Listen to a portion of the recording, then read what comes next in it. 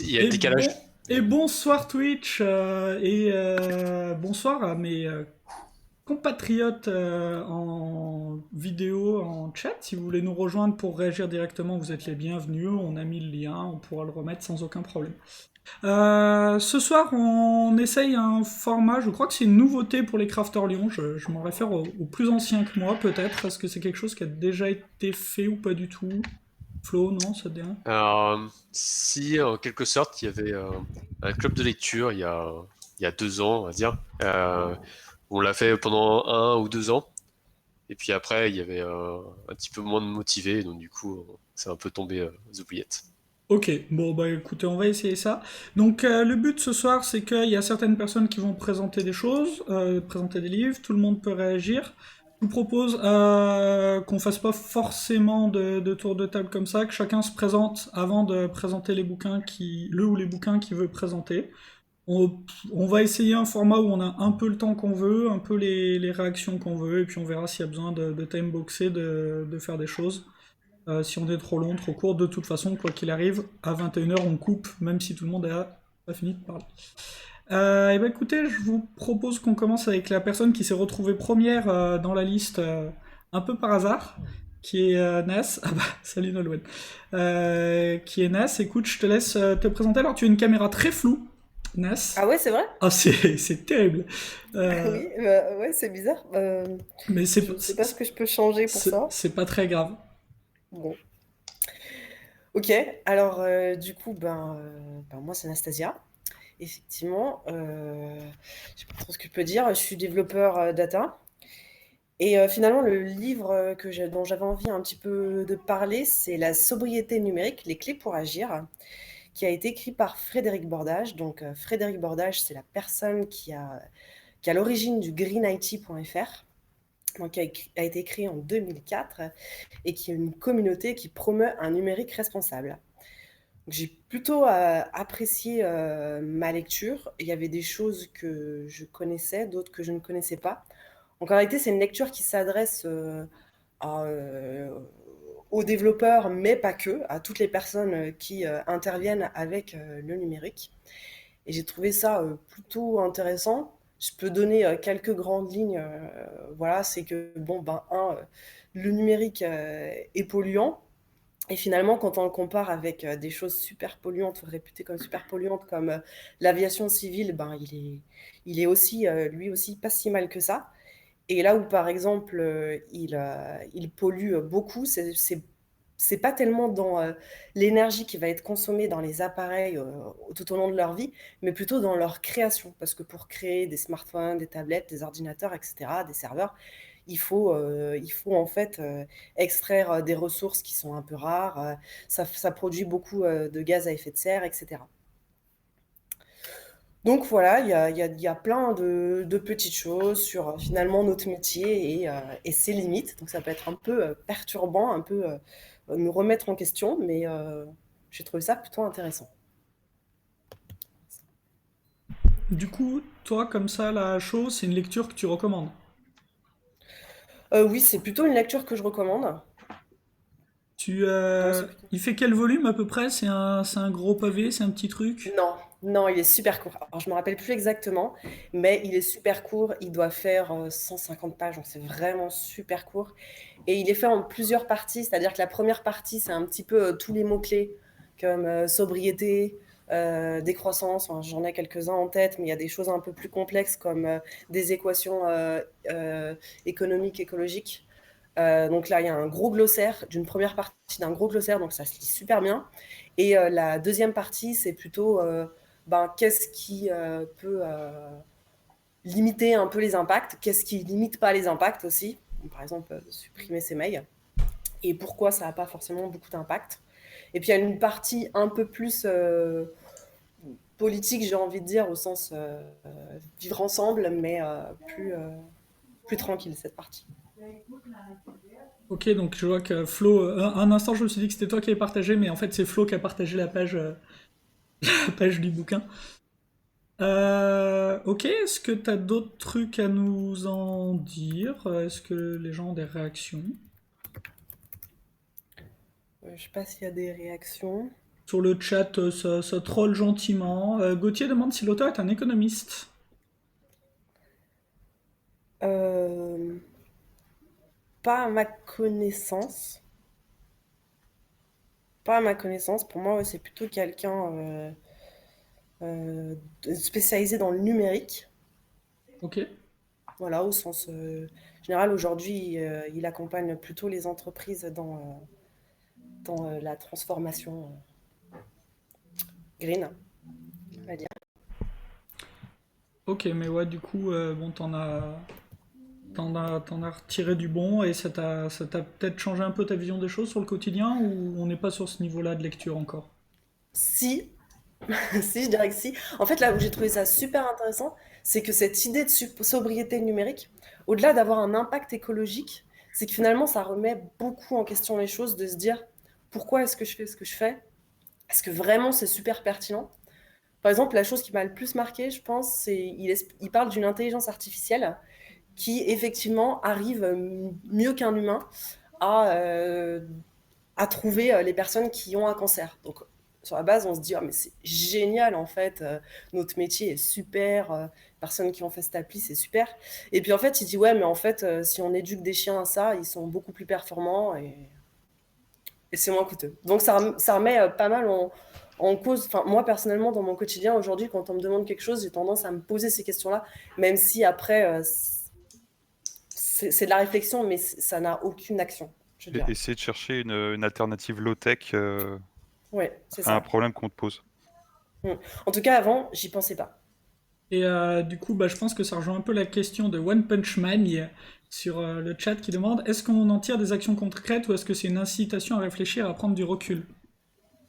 Alors, il y a des actions concrètes, il y a des actions concrètes individuelles, j'ai envie de dire, qui sont proposées, du genre allonger la durée de vie de ces appareils, ce genre de choses. Et après, il y a une visée un peu plus, qu'est-ce qu'on peut faire tous ensemble? Donc, le Green IT essaye de poser des référentiels, de travailler avec d'autres associations pour arrêter l'obsolescence de l'informatique, de manière générale. Donc voilà, il y a quand même une visée comme ça, mais après, au-delà de se dire, bon, ok, je vais garder mon téléphone plus longtemps, c'est pas à viser des devs, donc c'est peut-être une partie qui peut manquer pour nous. Enfin, un peu frustrante en tout cas, qui peut nous frustrer un peu. Ok. Ok, ok. Et je suis désolé sur le live, j'avais oublié de couper certaines notifs, d'où les sons de notifs. Navré, navré. Ok, est-ce que vous avez d'autres questions là en direct ou sur Twitch à poser à Anastasia? On est bon? Est-ce que t'as vu d'autres bouquins, de conférences un peu sur le même sujet? Oui. Oui. En fait, à la base, c'est parce que j'ai vu une conférence, que j'ai lu le livre. Et la conférence, en fait, elle parlait du fait que des fois, on a l'impression de construire des outils en se disant, ah, c'est bah, un petit peu comme le cancer, typiquement, enfin, repérer les cancers avec une intelligence artificielle, on se dit, ah, c'est trop bien ce qu'on a fait, mais on oublie un peu la contrepartie. Enfin, de temps en temps, la contrepartie. Donc ouais, la conf qui m'a beaucoup inspirée pour le coup, c'était une conf qui était à la Blaine cette année et qui s'appelait Tech for Good plus Good for Tech, la naissance d'un numérique responsable. Voilà. Enfin, j'en ai aussi parlé avec Raphaël Lemaire qui a fait un article que je trouvais assez intéressant sur le fait qu'on a beaucoup mis en avant le fait de supprimer les emails comme une réponse à tout, qu'en fait c'est beaucoup plus compliqué que ça. Je ne sais pas si certaines personnes ont vu cet article, mais il fait vraiment la comparaison entre ce que ça coûte vraiment par rapport à plein d'autres actions. Ok, eh ben écoute, au top, merci Nas. Excuse-moi, je me suis permis de couper ton micro. Nolwenn qui dit qu'il faut arrêter le JS dans les pages web, si seulement. Et du coup, en deuxième, on sait pas trop, est-ce que Yves, ça t'embête de passer en deuxième? Est-ce que ça te va? Et ton micro est coupé parce que j'ai été méchant. Ah, c'est moi qui dois te le remettre? Ah ah. C'est bon là? Ouais, et je viens de Ah, découvrir. On t'entend. vous m'entendez? Ouais. Oui, ben moi je veux bien passer maintenant, pas de souci. C'est vrai que c'est la première fois que j'assiste à une session des Software Crafters. Je suis déjà allé plusieurs fois au CARA. Et donc c'est au CARA que j'avais entendu parler des Software Crafters. Et le sujet ce soir m'intéressait. Peut-être que je serai amené à participer à d'autres sessions. Pour me présenter, donc je m'appelle Yves Saint-Illan, je suis Scrum Master, coach, formateur, et j'ai aussi une expérience de développeur en C, en Java. Et je voulais vous parler ce soir d'un livre que je trouve très bien, qui est Coaching Agile de Rachel Davis et Lee Sedley. Donc, pourquoi je vous en parle? Parce que c'est un peu un livre de référence sur l'agilité qu'un collègue coach agile m'avait conseillé. Alors, je ne sais pas si c'est un livre que vous avez déjà lu de votre côté. Est-ce qu'on peut peut-être faire un petit sondage? Est-ce que vous l'avez déjà lu ou entendu parler de ce livre? Alors moi non. Personne? On a du J'ai non, pas du lu non non. plus. D'accord. Alors, c'est un livre qui est sorti en 2009 en version anglaise, donc qui est pas tout nouveau, qui a été traduit en français en 2014 par Fabrice Emetti. Donc on peut se procurer la version en français. Donc c'est donc un livre. Donc le titre s'appelle Coaching Agile, mais en fait c'est un livre qui s'adresse plutôt à du coaching d'équipe plutôt qu'à un coaching d'organisation. Donc, c'est plutôt un livre pour Scrum Master que pour Coach Agile, en fait.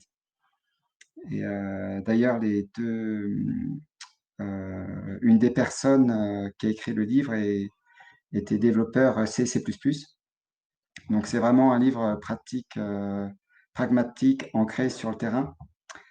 Et donc, ce que j'aime bien dans ce livre, c'est qu'il va vraiment décrire l'agilité au sein d'une équipe, va donner des conseils pour accompagner l'équipe euh, dans ce chemin et tout en parlant vraiment de l'état d'esprit. Ce que j'ai bien aimé dans ce livre, c'est la philosophie qui est derrière, c'est l'état d'esprit. Les différentes pratiques comme le TDD, le pair programming, l'intégration continue sont abordées, mais tout en expliquant vraiment l'état d'esprit qui doit aller avec, en fait. Donc, on trouve pas mal de conseils intéressants pour aider à mettre en pratique le TDD, à mettre en place le TDD, le pair programming, etc. Même si le livre, bon, on peut penser que le livre date un peu parce qu'il est 2009, les conseils qui sont donnés, je trouve, sont pertinents aujourd'hui dans la vie de tous les jours. On essaye de mettre en place le pair programming, les personnes ne comprennent pas exactement comment ça doit marcher, à quoi ça sert. Et là, j'ai trouvé le livre très utile avec de très bons conseils sur le sujet. Et à chaque fois, pour chaque chapitre, il y a une section qui parle des obstacles. Donc là, c'est très concret avec des situations, on dirait des situations vécues et avec des conseils, comment réagir dans ce cas-là. Donc en conclusion, ouais, c'est plutôt un livre, pour moi, un livre de référence, un livre de chevet qu'on a envie de lire le matin avant d'aller travailler pour se mettre dans de bonnes dispositions. Je trouve que c'est un livre qui redonne du tonus, qui permet de garder le bon état d'esprit, de ne pas se décourager devant les difficultés. Donc pour à la fois rester humble, ne pas non plus se croire pour un expert, euh, ne pas être un...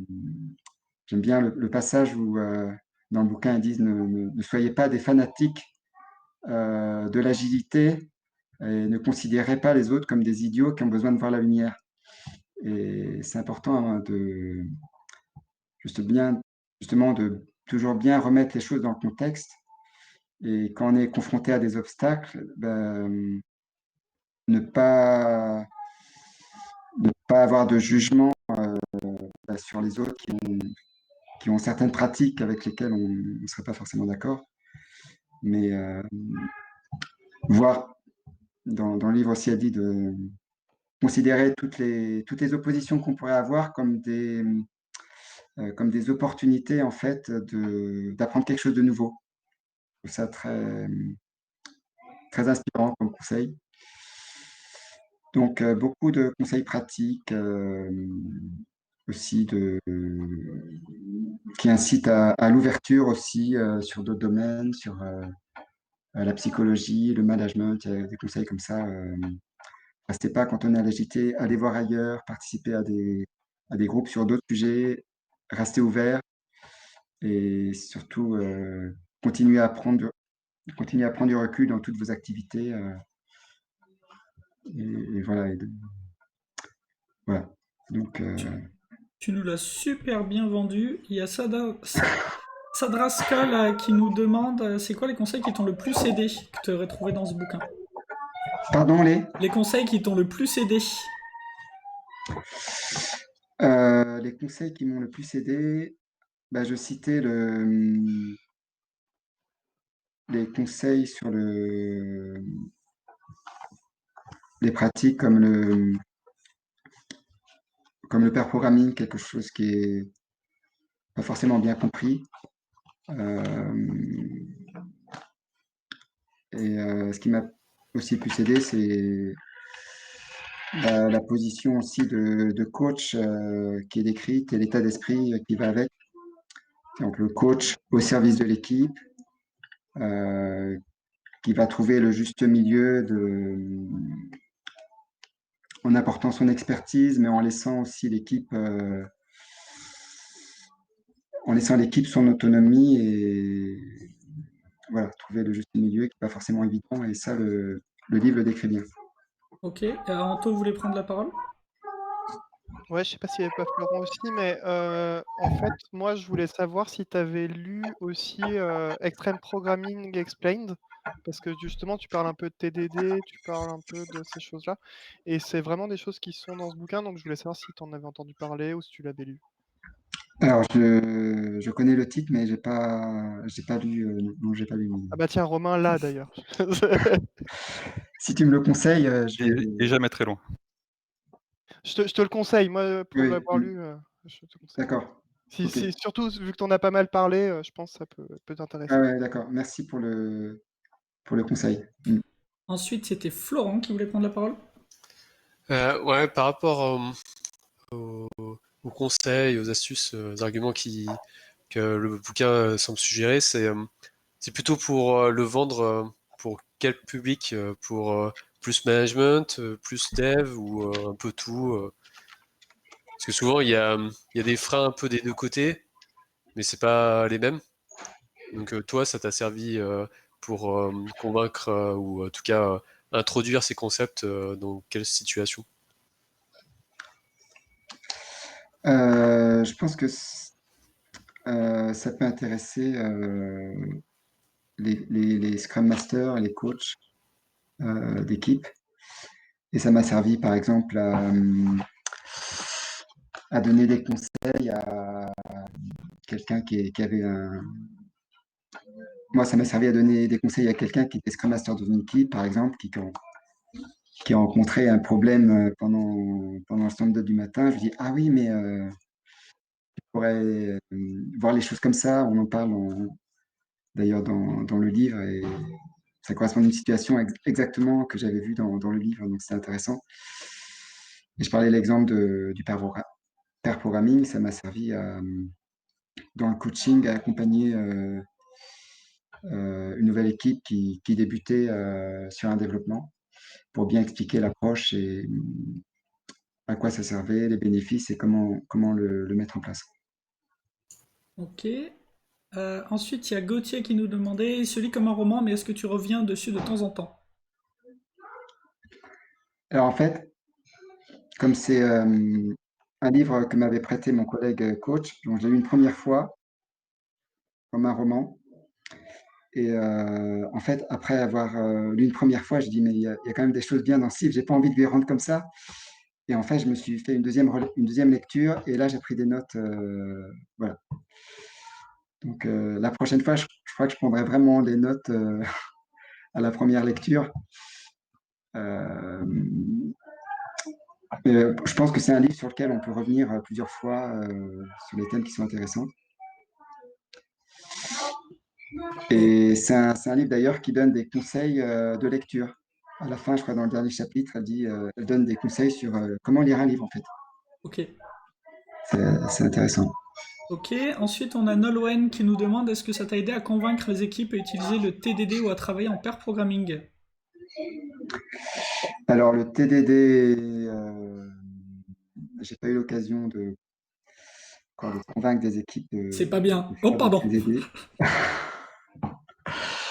J'en suis pas encore, peut-être encore là au niveau du TDD, mais effectivement, ça m'a aidé à convaincre des équipes de faire du programming, et les personnes qui en ont fait étaient convaincues des bénéfices. Ok, ensuite il y a. J'essaie de faire dans l'ordre, hein, pardon Oui. les interventions. Et ensuite il y a One Punch Man qui nous demande ne pas être radical sur l'agilité. Est-ce que le livre donne des pistes sur la façon d'aborder l'agilité ou des pratiques comme le TDD pair programming avec les sceptiques? Oui, tout à fait, justement. Le livre donne des conseils sur comment aborder le changement, euh, comment aborder le changement par étapes, ne pas se décourager, utiliser le cycle. J'expérimente quelque chose, je vois le résultat et je m'adapte. Oui, il y a des conseils justement dans les obstacles. Elle parle des personnes qui sont sceptiques, et elle donne des conseils là-dessus. Oui. Ok, et ensuite il y avait Nas qui voulait prendre la parole. Ton micro est coupé. Moi, pardon, je l'ai remis du coup. Non, je me demandais en fait comment il était fait à l'intérieur, grosso modo, parce qu'effectivement, tu as dit que tu l'avais lu comme un roman. En même temps, tu dis qu'il y a des chapitres. Enfin, j'ai juste envie de me donner une petite idée. Alors, j'ai pas le livre sous les yeux. Alors, j'ai des notes, mais le livre est resté sur mon bureau, et je l'ai oublié en partant au confinement. Donc, je le retrouverai quand je retournerai à mon bureau. Donc, en fait, c'est par chapitre sur différents sujets. Il y a la première partie sur conduire le changement, construire une équipe agile. Et ensuite, des chapitres sur la planification, des différentes pratiques dans la gestion du produit, la planification, la mêlée quotidienne. Et ensuite, elle aborde des pratiques proprement dites de TDD, d'intégration continue.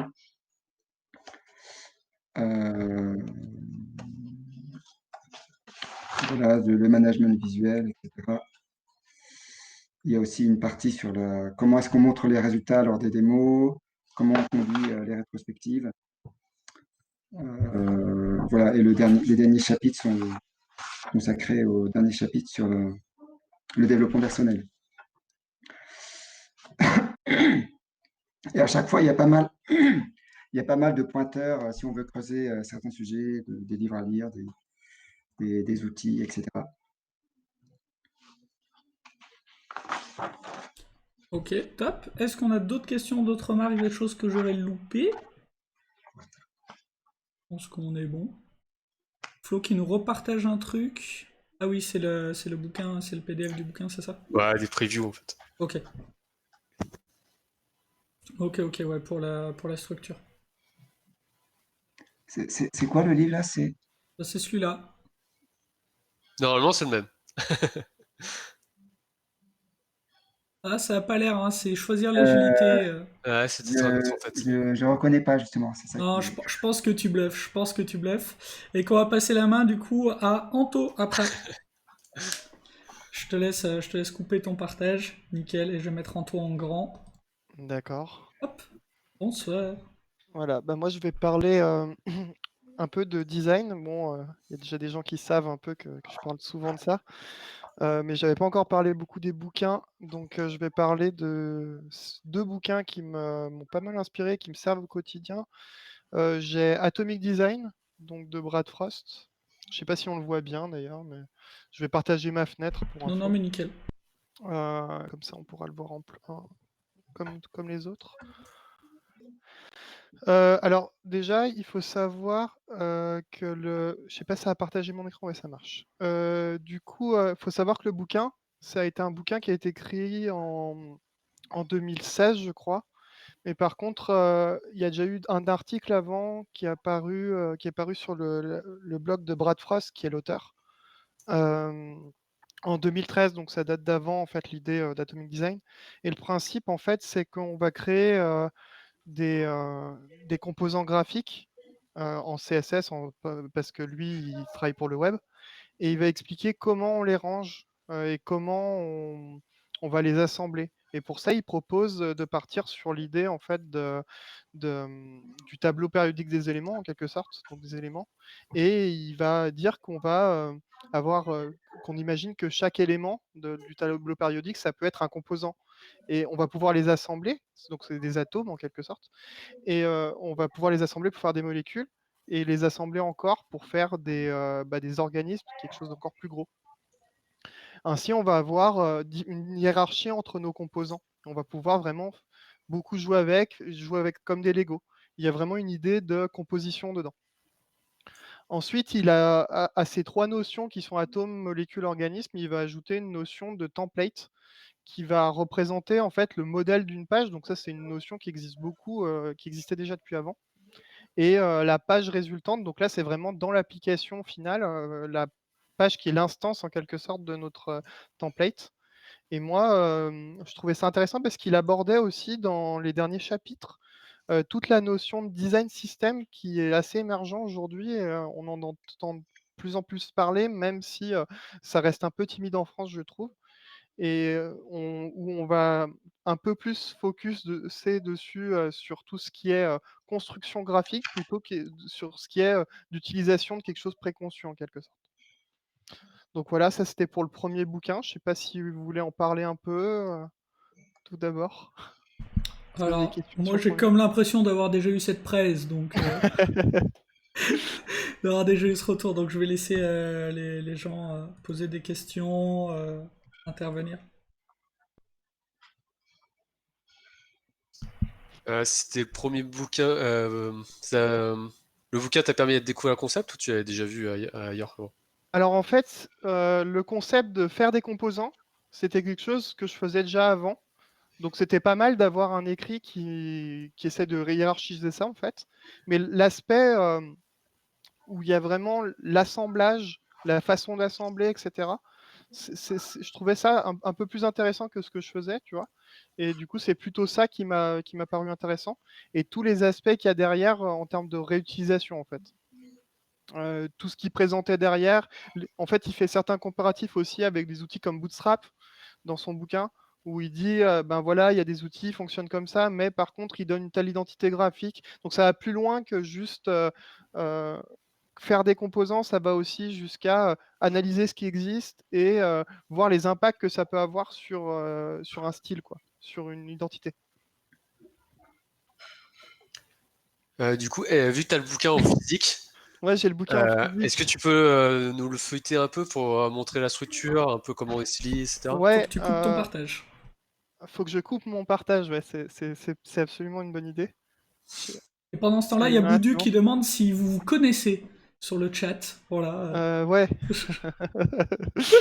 Euh, donc, je connais beaucoup de monde en même temps. Donc, en fait, déjà, déjà, le livre, il est consultable en ligne. Pour info, je l'ai peut-être pas dit, mais tu peux le lire en ligne. Donc, c'est encore plus simple si tu veux voir la structure.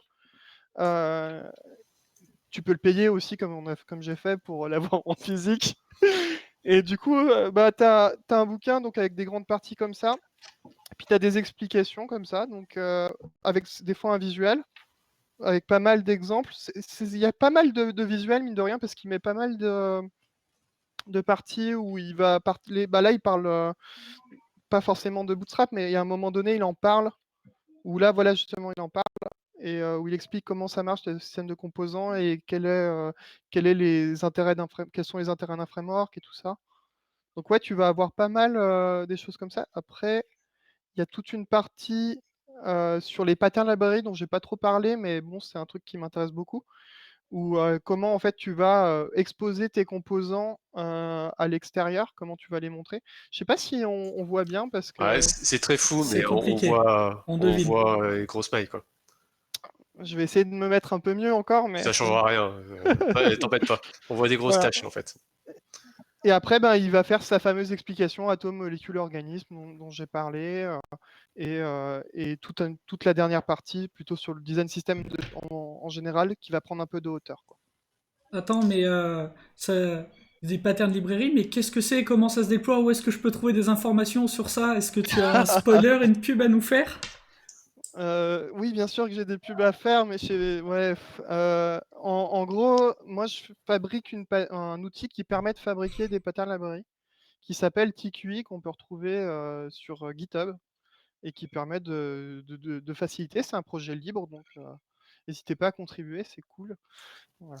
Il faut voir une vidéo au Mug, parce qu'on avait Ouais, filmé une présentation qu'il avait fait. Donc, vous pouvez aller sur le site du Mug Lyon ou sur YouTube pour voir la vidéo. voilà. Et donc il y a Mathieu SB, dont nous tairons le vrai nom. Est-ce qu'après lecture de ce bouquin, tu peux commencer à te lancer dans un projet front concret avec une approche Atomic Design, ou est-ce que tu peux nous conseiller d'autres ressources pour approfondir? Et j'ai un micro à couper, c'est qui? Alors ça tombe bien parce que j'aurai d'autres choses après, mais oui, tu peux déjà largement avoir de quoi faire pour commencer à développer tes compos en atomique. Mais justement, ce qui peut être intéressant, c'est de prendre de la hauteur et pas vouloir tout faire en atomique, parce que, il y a des choses qui peuvent ne se faire sans atomic design, des choses qui peuvent se faire avec, mais il faut vraiment le voir comme un outil. Souvent, c'est bien de prendre un peu de recul sur les choses qu'on lit pour, savoir les utiliser de la bonne manière. Et justement, ça me fait venir, à un autre bouquin, donc est-ce que j'enchaîne le deuxième bouquin ou il y a encore d'autres questions? Eh ben écoute, on va voir. Il y a Sad Rascal qui demande c'est le bouquin qui t'a inspiré, point d'interrogation. Et oui, Yves, je suis désolé, j'ai dû recouper ton micro. Alors effectivement, ce bouquin m'inspire beaucoup parce que ça se rapproche beaucoup de ce que d'une des choses que je faisais et ça complète. Donc ça m'a vraiment aidé, donc effectivement, je trouve que ça marche bien et donc je préfère en parler du coup vu que je trouve que ça marche bien, mais j'incite, à vous aussi expérimenter et à pas croire ce que je dis et à être capable d'essayer et de montrer si ça marche ou pas parce qu'il y a des cas où ça marche pas justement. Ok, bah écoute, j'ai l'impression qu'on n'a pas d'autres questions sur le chat. Est-ce que vous avez d'autres questions en live? Sachant que j'ai coupé les micros de tout le monde, donc si vous avez des questions. Ok, bah écoute, je pense que tu peux passer à ton deuxième bouquin. Je te remets en plein écran. Ah merde, il y a un chat, j'avais pas vu le chat. Ouais, ouais, ouais. Hop. OK, donc je vais partager un écran parce que là j'ai pas le bouquin pour le deuxième. Alors le deuxième, il s'appelle Design Systems. Alors j'en ai parlé un peu d'ailleurs parce que dans la fin du bouquin d'Atomic Design, il y a toute une section sur les design systems et en gros, un design system, c'est quelque chose qui a beaucoup plus de hauteur, c'est beaucoup plus abstrait déjà parce que, ça va être enfin, c'est très dur à définir pour moi. C'est un peu comme si je définissais le DDD en quelque sorte, mais au niveau de l'aspect graphique. Mais pour faire simple, un design system, c'est tout ce qui va vous permettre de fabriquer une identité graphique. Dedans, dans le bouquin d'Ala Kolmatova, qui est l'auteur du bouquin, elle va parler de plein de choses, sur les principes du design, sur, le statut du design system aujourd'hui parce que c'est quelque chose qui est assez jeune au final. Le bouquin pour info, il est paru en 2017 et elle estime que c'est déjà jeune en fait, donc effectivement, c'est pas très vieux comme bouquin. Heu, Dedans, elle va parler par exemple de ce qu'on appelle les functional patterns, c'est à quoi sert le composant que je vais faire. Donc généralement, c'est à quoi sert le composant. Ça peut être un composant, ça peut être quelque chose de graphique, mais à quoi ça va servir? Et elle va, le séparer, cette notion d'une notion qui s'appelle de comment il va être ressenti, comment il va être perçu. Pour ça, elle va dire par exemple, si on met une animation, il va y avoir une notion de perception, mais pas forcément une notion de fonctionnel. S'il y a une couleur, elle peut être perçue d'une certaine manière mais par contre, ça va pas forcément avoir une application fonctionnelle non plus. et elle va dire que, ben, selon, par exemple, la culture, selon l'image qu'on veut donner, mettre certaines couleurs, mettre certaines animations, ça peut avoir de l'impact et elle va expliquer un peu comment on fait pour que ça ait de la valeur en quelque sorte, si on crée, par exemple, un produit. Elle va parler par exemple de pour illustrer de son travail chez Airbnb, qui est plutôt assez rigide en quelque sorte dans le fonctionnement de l'aspect graphique dans son design system. Elle va montrer, tout ce qu'il y a chez Atlassian, elle va montrer ce qu'il y a chez Futurlean. Et elle va montrer qu'en fait, selon l'entreprise, elles ont pas forcément le curseur au même endroit sur, est-ce que, ben, mes composants déjà, je vais devoir les réutiliser beaucoup? Ou est-ce que, je vais plutôt faire des choses plutôt spécifiques pour avoir des pages dédiées? Par exemple, elle disait que chez TED, il y a, ils font des pages, un peu comme des landing pages, dédiées, mais qui ils ont en gros un même style graphique, mais ils vont pas réutiliser des composants. Ils vont vraiment faire une page dédiée à chaque fois pour leur campagne et ça c'est assez en opposition à ce que fait Airbnb, où là, ils vont faire vraiment réutiliser leurs composants, leurs petits composants et qu'ils vont utiliser dans quasiment toutes leurs applications. Donc ils mettent pas le curseur au même endroit et elle explique un peu ça, dans, comment on on on met un peu de hauteur sur l'utilisation de nos design systems. Elle revient pas mal, sur une notion qui parle beaucoup, je pense à des gens ici, qui est une notion, de langage partagé, vouloir se comprendre, utiliser des termes communs. C'est un truc que moi j'ai retrouvé aussi dans le DDD, donc ça m'intéresse pas mal et c'est vraiment un peu, c'est globalement la même notion. C'est l'idée, c'est d'appeler les choses de la bonne manière et qu'elles soient comprises par tout le monde en quelque sorte. Et elle revient aussi sur les pattern library dont on a vu dans le premier bouquin, où elle dit que, ben, c'est pas forcément automatique, obligatoire de faire une pattern library parce que, on n'a pas toujours envie de représenter des composants. Des fois, c'est un style guide peut suffire. Des fois, une pattern library peut être intéressante et en fait, en fonction des curseurs qu'on a, ça peut être intéressant ou pas. Voilà, j'ai été un petit peu fouillé, mais en même temps, le bouquin, c'est un peu une boîte à outils avec plein de bonnes idées. Là, j'ai pas le bouquin sur moi, donc je peux pas lire vraiment des passages, mais je vous le conseille vraiment pour ça. Eh ben nickel. On a une question de Sadraskol qui était au début de ta présentation, mais je pense que tu n'as pas répondu, qui demande si le material design c'est un design system. D'accord. Alors, le material design, c'est vachement compliqué, parce qu'il y a plein de trucs. Il y a material design, tu as un guide. Attends, est-ce que tu peux redéfinir ce qu'est material design s'il te plaît? Ah, material design? Material design, en gros, c'est une boîte à outils de Google, en quelque sorte. Donc ils ont proposé effectivement, associé à material design, des façons de faire. Donc c'est pas non plus une pattern library, c'est vraiment des façons de faire pour fabriquer des composants qui soient dans un style material design. Donc il y a quand même une identité graphique qui est propre à celle de Google et qui permet de savoir comment on fait des composants qui soient, compatibles avec l'idée de material design. Donc suite à material design, il y a eu des bibliothèques qui ont été faites. Tu vas retrouver Materialize et plein d'autres choses et du coup, tu vas avoir ça va être il y a une partie de pattern library derrière, donc où on a vraiment, un ensemble de design de matériel, de composants qui sont vraiment faits et qui sont sans état. Et tu as aussi une component library qui existe, donc c'est encore une autre notion, où là, on va avoir, des composants avec plus de dynamique, donc il va y avoir du JavaScript, par exemple, et là, tu vas retrouver Angular Materialize, par exemple, qui va faire ça. Et l'équivalent en Vue qui sera, Vuetify. Et effectivement, quand tu utilises ces genres de bibliothèques, tu diffuses une identité graphique, donc celle de Google en l'occurrence. Et quand tu fais ça, ben, finalement, tu utilises leur design system. Mais c'est pas forcément ton design system. Après, tu peux choisir que ton design system consomme leur design system. Mais quelque part, tu perds l'idée d'identité graphique et là, ça peut créer pas mal de débats justement. Est-ce que tu as pour volonté de consommer l'identité graphique de Google ou est-ce que toi, tu veux créer ta propre identité graphique, par exemple? Je sais pas si j'ai un peu répondu là à la question, mais Je sais pas, je pense que tu peux arrêter ton partage. Qu'on voit. je peux arrêter mon partage, c'est peut-être pas mal. Je sais pas si vous avez d'autres réactions en live. Oh, tu es très jaune à l'arrêt du partage. Est-ce que vous avez d'autres réactions en live? Ouais, Romain?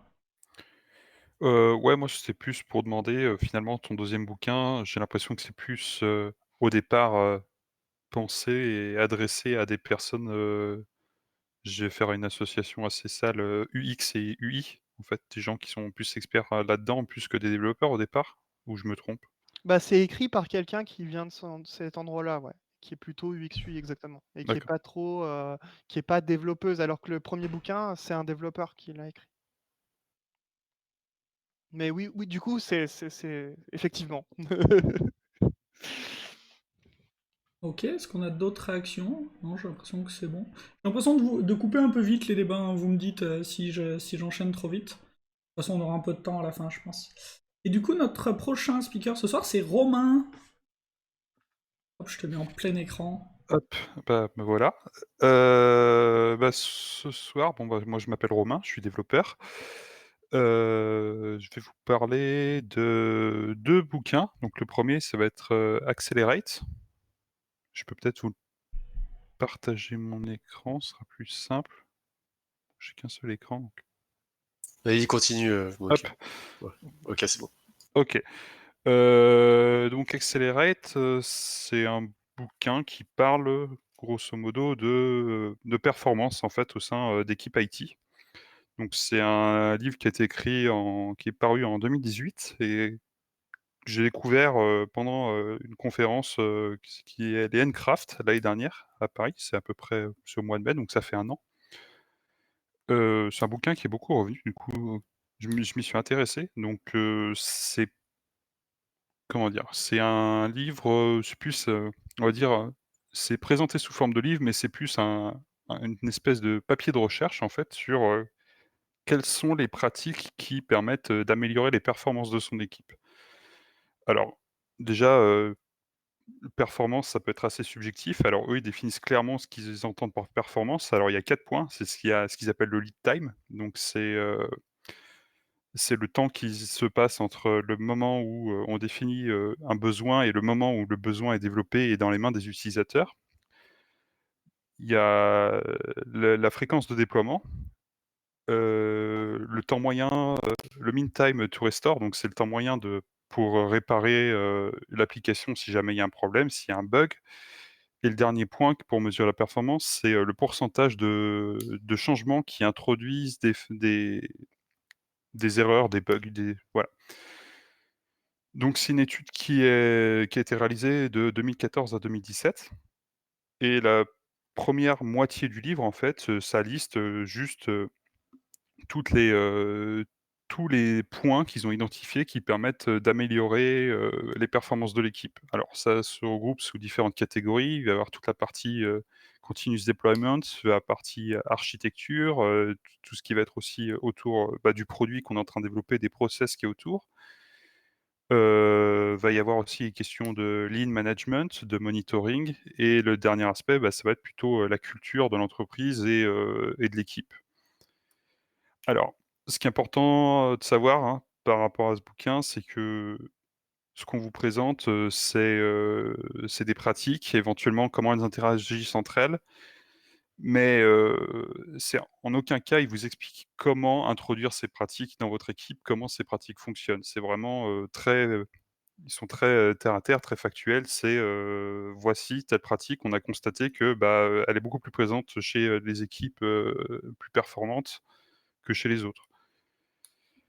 La deuxième partie du livre, ça va être plus, comment l'étude elle a été menée, en fait. Donc il y a tout l'aspect, dans la première partie, en fait, ce qu'il faut voir, c'est qu'ils vous introduisent vraiment les pratiques, c'est un peu, voilà, ça sort du chapeau. C'est on a constaté ça, c'est factuel, c'est carré, ça va vite, c'est facile à lire d'ailleurs. La deuxième partie, elle, ça va plutôt être sur, bah, comment ils ont, réalisé ce travail pour arriver à ces résultats. Donc ils vont expliquer toute la partie, comment ils ont collecté, la donnée, comment ils analysent, les résultats.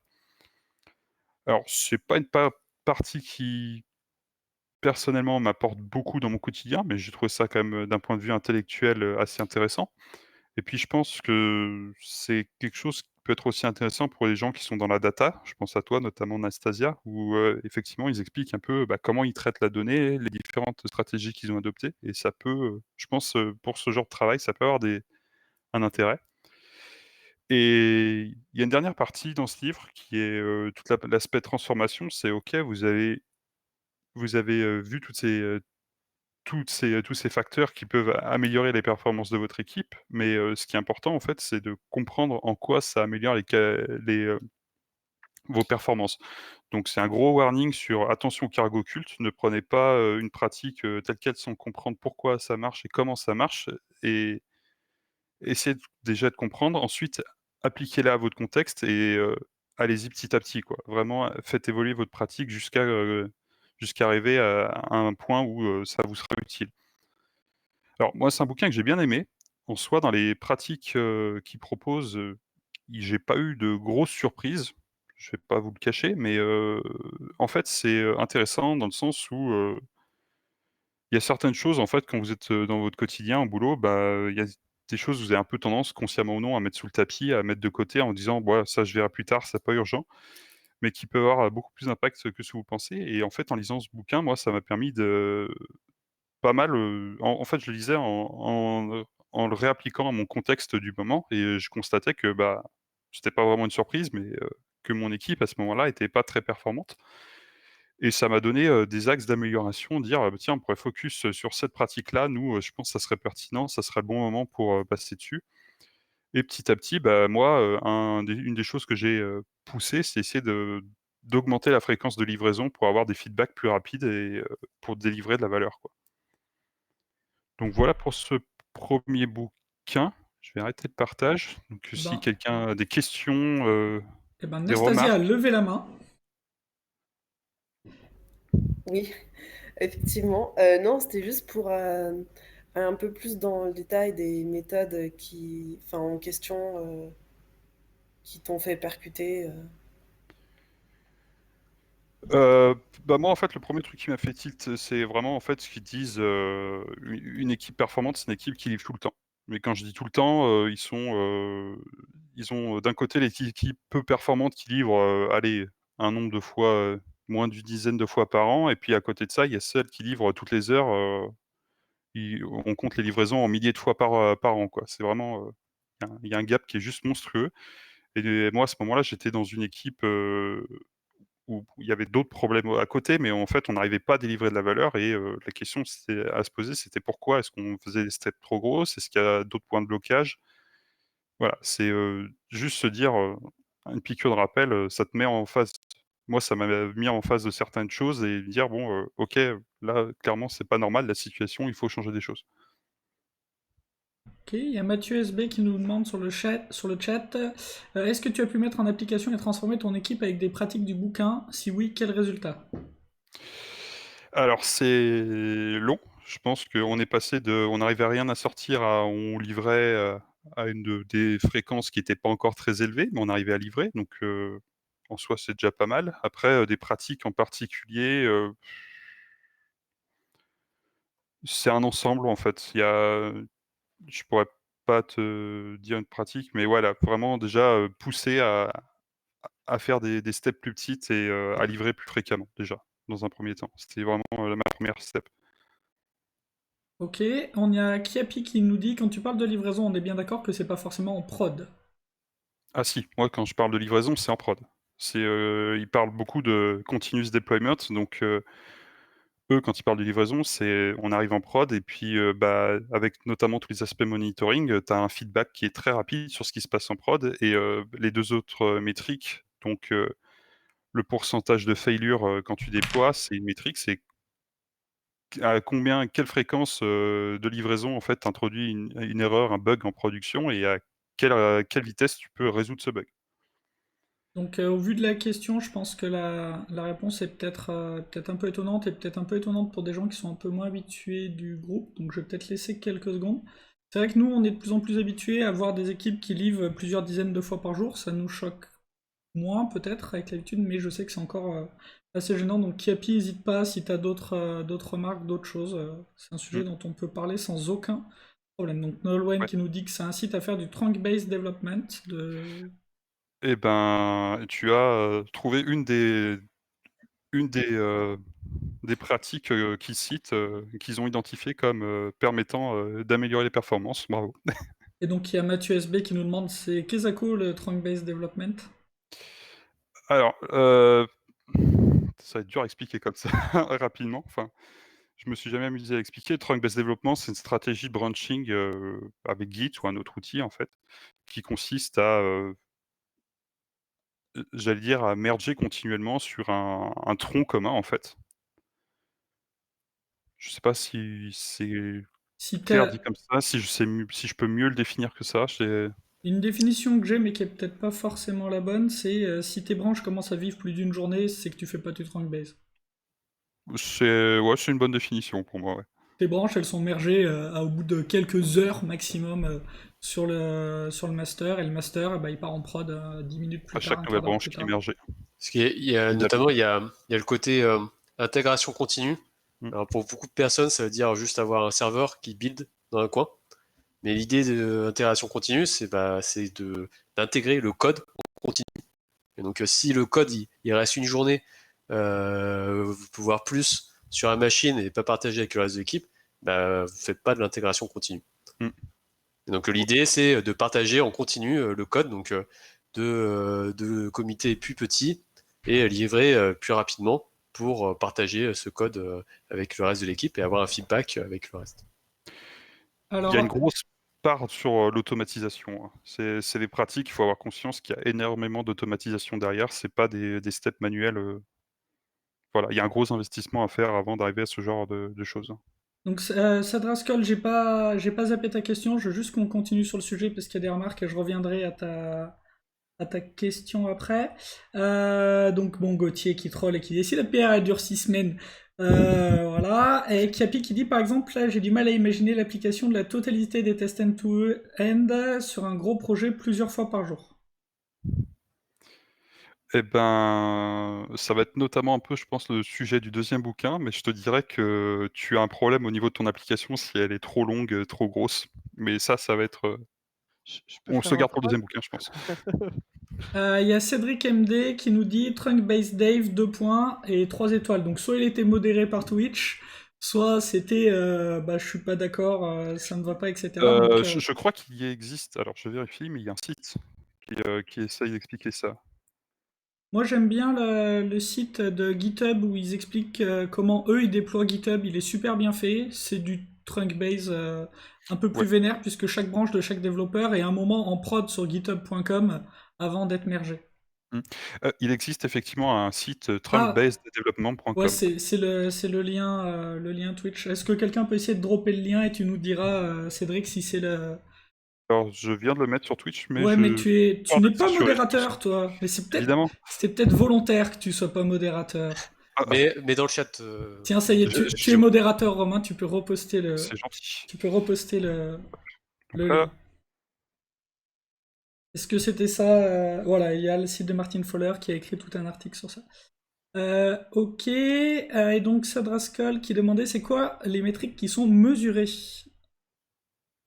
dans le alors, bouquin. c'est ce que j'évoquais, donc c'est le lead time, donc la durée, le lead time, la fréquence de déploiement, le temps moyen de restore en cas d'erreur en prod et puis, bah, le pourcentage de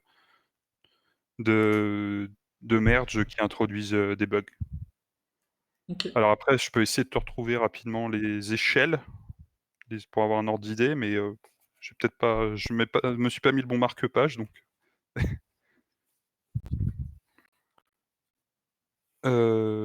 tac.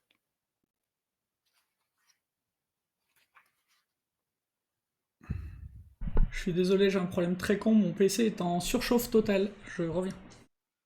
Je vous laisse 2 petites secondes.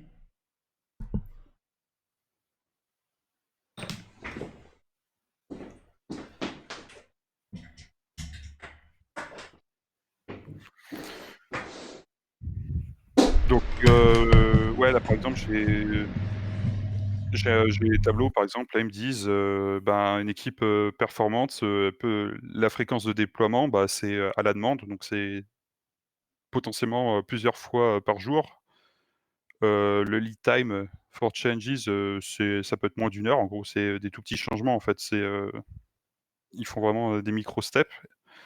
Heu, le mean time to restore, bah, c'est moins d'1 heure. Si tu as introduit un bug dans l'heure, tu sais qu'il est résolu, il est le fixe est en prod. Et généralement, change rate failure, c'est moins de 15%. Alors que quand tu es pas performant, bah, tu mets potentiellement entre 6 mois et 1 an à déployer quelque chose. Donc autant de lead time.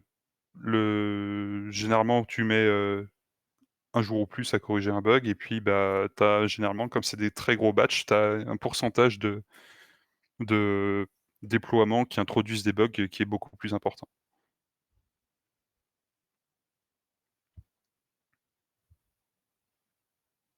Donc là, je suis désolé, je passe en mode hardcore puisque je dois couper le ventilateur quand je vais vous parler.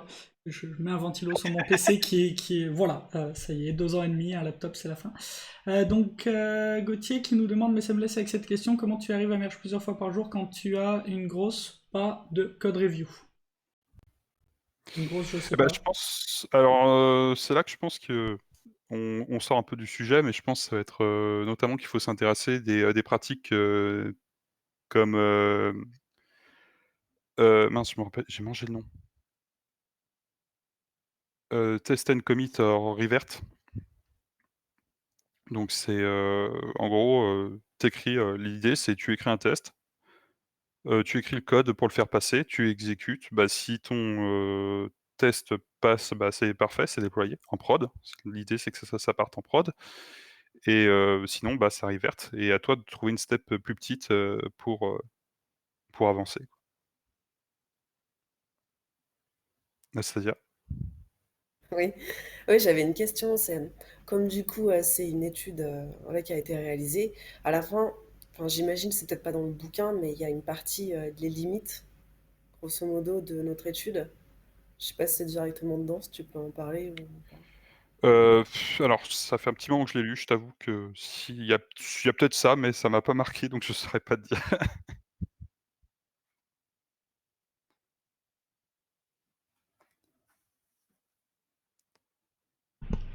Ok, donc Mathieu, ouais, bon, qui nous dit si tu fais des tâches suffisamment petites, ton process de review doit être plus réduit également. Effectivement, tous ces trucs-là, ça marche que si on arrive à faire des petits MR et des petits trucs, Mmh. souvent et peu. Et après, il y a tout ce qui est mob programming, pair programming, etc., qui peut faciliter faire la revue code en live. Aussi, c'est d'autres pratiques. Mais vraiment faire des tout petits batchs c'est vraiment une discipline qui est très difficile. Personnellement, j'y arrive pas encore, c'est très compliqué, hein, d'arriver à ce niveau-là.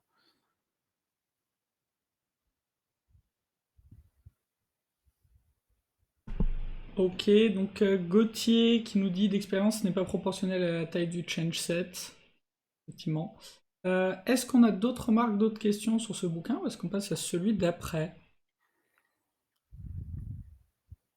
Est-ce que j'ai loupé des questions quand j'étais pas là? Non, c'est bon. Non, c'est bon. Eh ben écoutez, si on peut passer à celui d'après, Romain, peut-être. Alors, je vais repartager mon écran. Hop. Alors, le deuxième bouquin que je vais vous présenter, c'est Team Topologies, qui est plus récent. Lui, il a été, paru en septembre 2019 et c'est un bouquin qui, lui, est à chaque fois, je vous propose des bouquins, à chaque fois, c'est, le bouquin de référence, d'une édition d'une conférence. Bah, celui-là, c'était, à la dernière édition des DDD Europe, auquel j'ai eu la chance d'assister et j'étais pas tout seul. Il y avait aussi Colin et Anthony avec moi. Là, la thématique, finalement, c'est, comment, bah, organiser et structurer ses équipes pour les rendre, notamment plus performantes, en fait. C'est comment, bien structurer ses équipes. Heu, alors déjà, ce qu'il faut voir, c'est que souvent, quand on s il y a aujourd'hui, pas mal, je pense notamment, en ESN ou autre, il y a pas mal de départements qui sont très alignés, bah, sur, des, technologies ou autres qui sont, un peu formatés en mode silo et c'est problématique dans le sens où, bah, quand on délivre de la valeur, en fait, on cherche à faire avancer un flux et ce flux, bah, il doit passer par différents silos et en fait, il y a des problèmes d'échange de données, en fait, des blocages, ce qui rendent le flux pas du tout fluide. C'est quelque chose qui est assez, visible quand on commence à s'intéresser à la loi de Conway, donc c'est les flux de communication qui sont généralement pas alignés avec les organigrammes et l'idée c'est de je me perds complètement dans mes notes en même temps, excusez-moi. Donc ouais, si, l'idée c'est d'avoir des équipes en fait qui arrivent à être, plus autonomes possible, donc avec toutes les compétences nécessaires. Donc si vous bossez dans une société où, vous avez, une cellule QA d'un côté, une cellule, DBA de l'autre et les devs encore dans un troisième endroit, bah, vraisemblablement, vous avez des silos et vous allez avoir des problèmes à travailler de manière efficace avec des équi et avoir des équipes autonomes. Parce que vous dépendez, bah, de la QA, du DBA, de l'équipe d'à côté et vous allez avoir des blocages. Alors, ce bouquin, il parle, notamment, bah, de la loi de Conway qui dit en gros, une, une organisation est contrainte et condamnée à de toute façon reproduire ces flux de communication et ces flux de communication, généralement, quand on regarde bien, c'est absolument pas, bah, l'organigramme de l'entreprise. Donc voilà, une équipe, je me perds complètement dans mes notes, je suis désolé. Donc voilà, l'idée c'est, de dire, bah, mettre un peu en avant déjà dans ça c'est la première partie du bouquin, c'est, bah, certaines organisations, certaines anti-patterns, sur comment, créer et structurer une équipe. Ce qu'il ne faut pas faire et l'idée en fait, c'est plutôt d'avoir des équipes qui sont autonomes. Donc ça veut dire avec, toutes les compétences qui lui sont nécessaires pour travailler. Donc une équipe, bah, c'est potentiellement un PO, c'est, des devs, c'est, des QA, c'est, si on a besoin d'un DBA pour des problématiques, techniques, bah, il fait partie de l'équipe, il est pas dans l'équipe d'à côté. C'est aussi un périmètre, qui est défini et qui est surtout pas trop large. Il y a une notion, de charge cognitive sur laquelle je vais revenir et bah, aussi, une archi qui permet l'autonomie.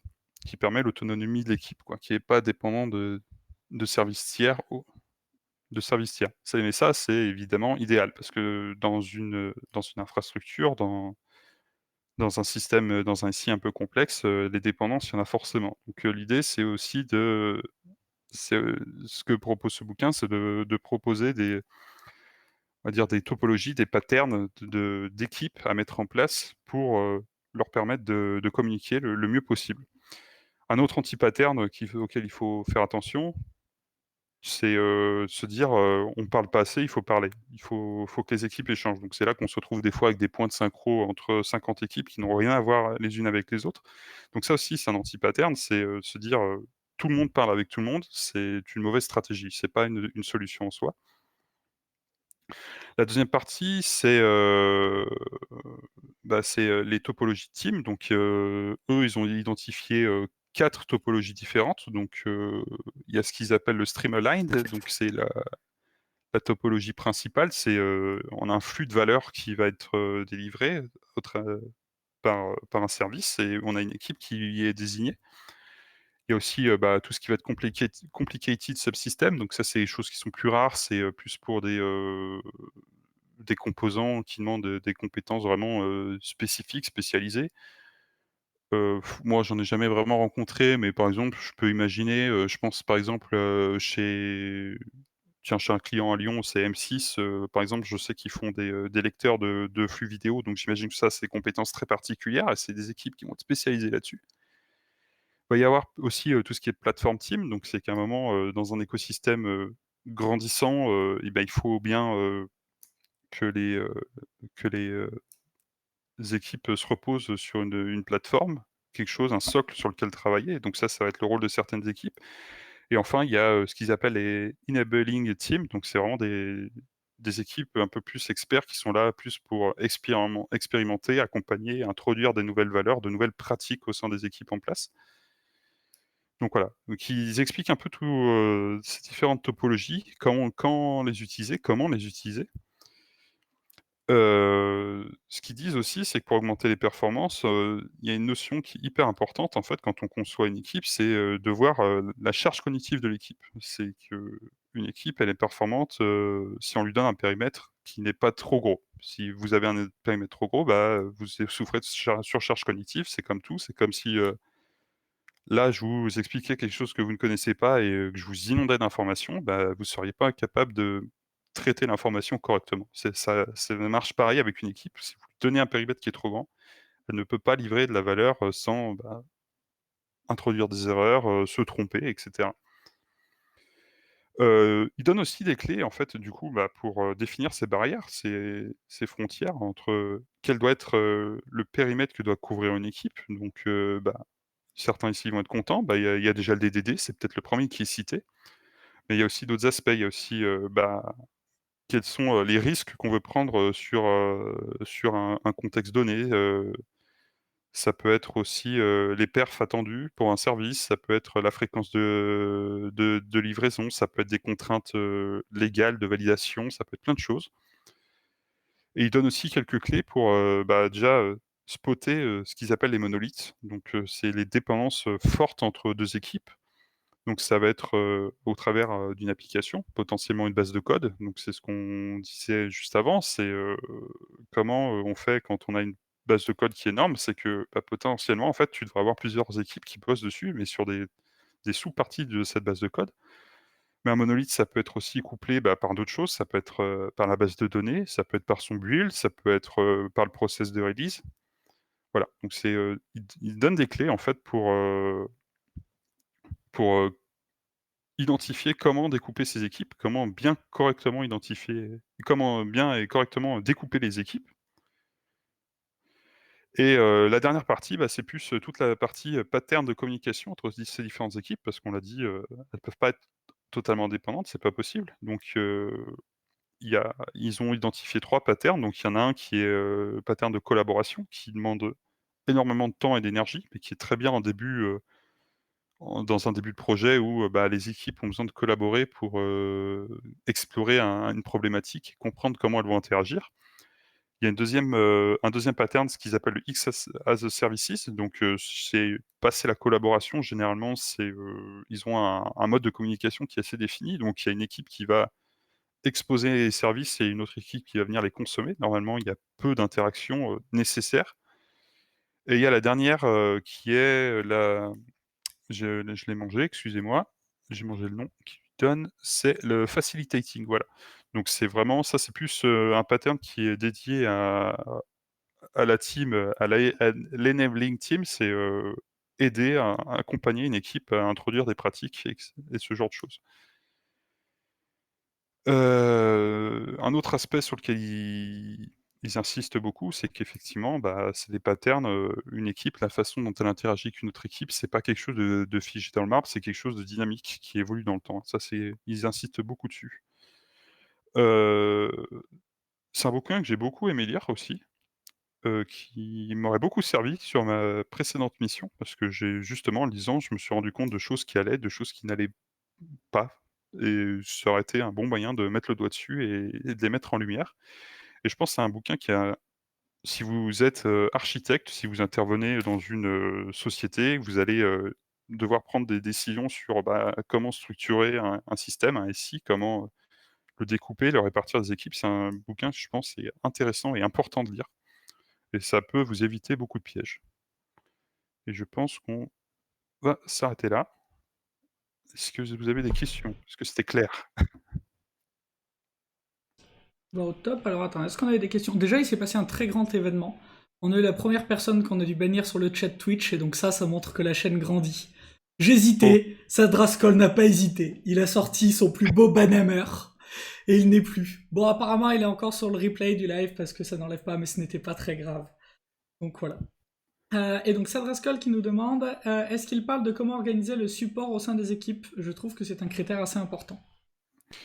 sur la façon d'accompagner une équipe, à introduire une nouvelle pratique? J'imagine que c'est ça la question. Donc, oui, ils en parlent pas mal. C'est, justement une des topologies d'équipe, et c'est le rôle même, de la topologie d'une des équipes, donc l'enabling team, quoi. Ok, et il y avait une remarque de Faudil qui disait j'entends souvent différentes équipes égale différents produits. Donc je sais pas Faudil si c'était une question ou juste une remarque comme ça. Dis-nous. Et donc c'est Draskol qui dit non, plutôt le maintien du produit, traitement de bugs, etc. Ah oui, oui, effectivement. Alors, sur le maintien, produit, traitement de bugs, effectivement, ils parlent aussi de là-dessus, ils disent, bah, en fait, il y a une notion de feedback qui est importante quand on développe et ils font ouais, ils sont aussi à fond, DevOps, hein, clairement, quand ils disent ça et ils ont un petit parti, je crois que je peux te retrouver rapidement le schéma, il y a sur la fin. Donc voilà, en gros, il dit, là, alors, je suis pas sur le bon onglet, je suis désolé. Là, on le voit là, en gros, il dit, juste, bah, tu pars d'un service, qui était pas à toi, tu le récupères, bah, c'est important que tu le maintiennes. Enfin, une fois que tu as fait ton évolution, bah, c'est à toi de le maintenir en production aussi, c'est important pour avoir des feedbacks et pour pouvoir améliorer ton produit.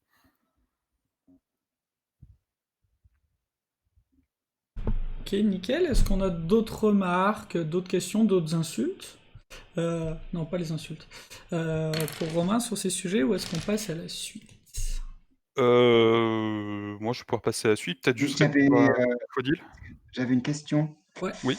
Est-ce que tu pourrais en dire un peu plus sur ce que, par rapport à ta précédente expérience, tu disais que ça t'aurait servi.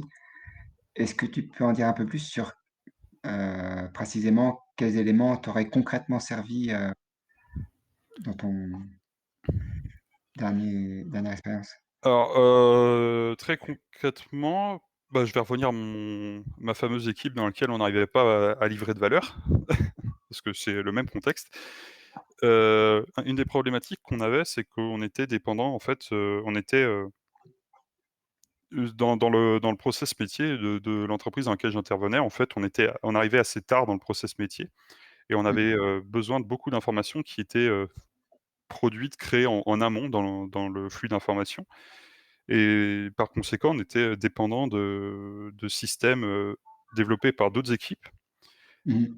et du coup, en fait, en faisant ça, on perdait, d'une certaine manière notre autonomie, ce qui en soi normal, hein. C'est la façon dont on était structuré, mais ce focus-là, elle n'était pas à l'échelle du projet dans sa globalité, donc je parle de mon équipe, mais aussi des autres équipes. Cette problématique-là n'était pas mise en lumière et nous, en fait, on a perdu beaucoup de temps, en fait, à avoir besoin d'informations qui venaient d'autres systèmes, mais en fait, l'usage qu'on en avait, lui, n'avait juste jamais été pensé. On avait des besoins qui étaient assez spécifiques et les équipes en face, bah, elles, on leur avait donné des focus, on leur disait: «Bon, vous avez maintenant, il faut que vous nous développiez ça».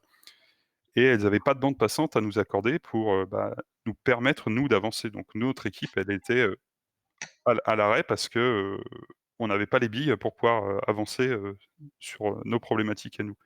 Et ça, c'est des choses qu'il met en avant et ce que le bouquin met en avant et qui nous a peut-être permis de le repérer. On l'a repéré à la longue, mais on a mis du temps à le mettre en lumière, quoi. D'accord. Ok, donc il y a Nolwenn qui demandait est-ce que c'est la même équipe qui fait la création et qui fait la maintenance dans le Idéalement, oui. chemin? Ok. Si tu es en Est-ce DevOps, oui. est-ce que le bouquin parle de l'organisation d'équipe, enfin du débat entre ce qu'on appelle feature team et component team, c'est-à-dire organisation en feature ou en composant? Il me semble qu'il l'évoque, oui. Après, de ce que j'en ai retenu, il n'y avait pas vraiment de débat, en fait, c'est assez contextuel. D'accord. Ok. Ok, est-ce qu'on a d'autres choses? Est-ce que d'autres gens veulent poser des questions à Romain? Et par rapport à la question précédente, je pense il y a notamment l'autre question qui était sur une équipe, un produit, etc. Ce qu'on peut vachement challenger aussi, c'est qu'est-ce que c'est le produit, quoi. Quels sont les Ouais. périmètres du produit? Parce que je sais pas, si je prends, je suis Google, c'est le moteur de recherche, bah, je pense que le produit est un peu gros, quoi. Et en Au niveau fait, il y a recherche plein de cognitive, on va être sous-produits, un peu c'est un large. ensemble de produits. Et Mmh. donc, sur chacun des trucs, on peut avoir une équipe plus ou moins autonome qui a son expertise et qui maîtrise son périmètre. Alors que si on dit que toute l'équipe, c'est le moteur de recherche, bah là, il y a tellement de complexité à absorber, etc., qu'une petite équipe peut pas s'en sortir. Et donc, on va se retrouver avec plein de personnes et ça va être très compliqué, quoi. Mmh. Effectivement, il y a aussi, ils insistent un peu, alors c'est pas un nombre absolu, mais voilà, sur, dire, quand vous avez une équipe qui passe un certain nombre de personnes, c'est que vraisemblablement il y a un problème et il y a sûrement moyen d'éclater, cette équipe en au moins 2 équipes qui vont être un peu plus spécialisées sur des périmètres, donnés, quoi.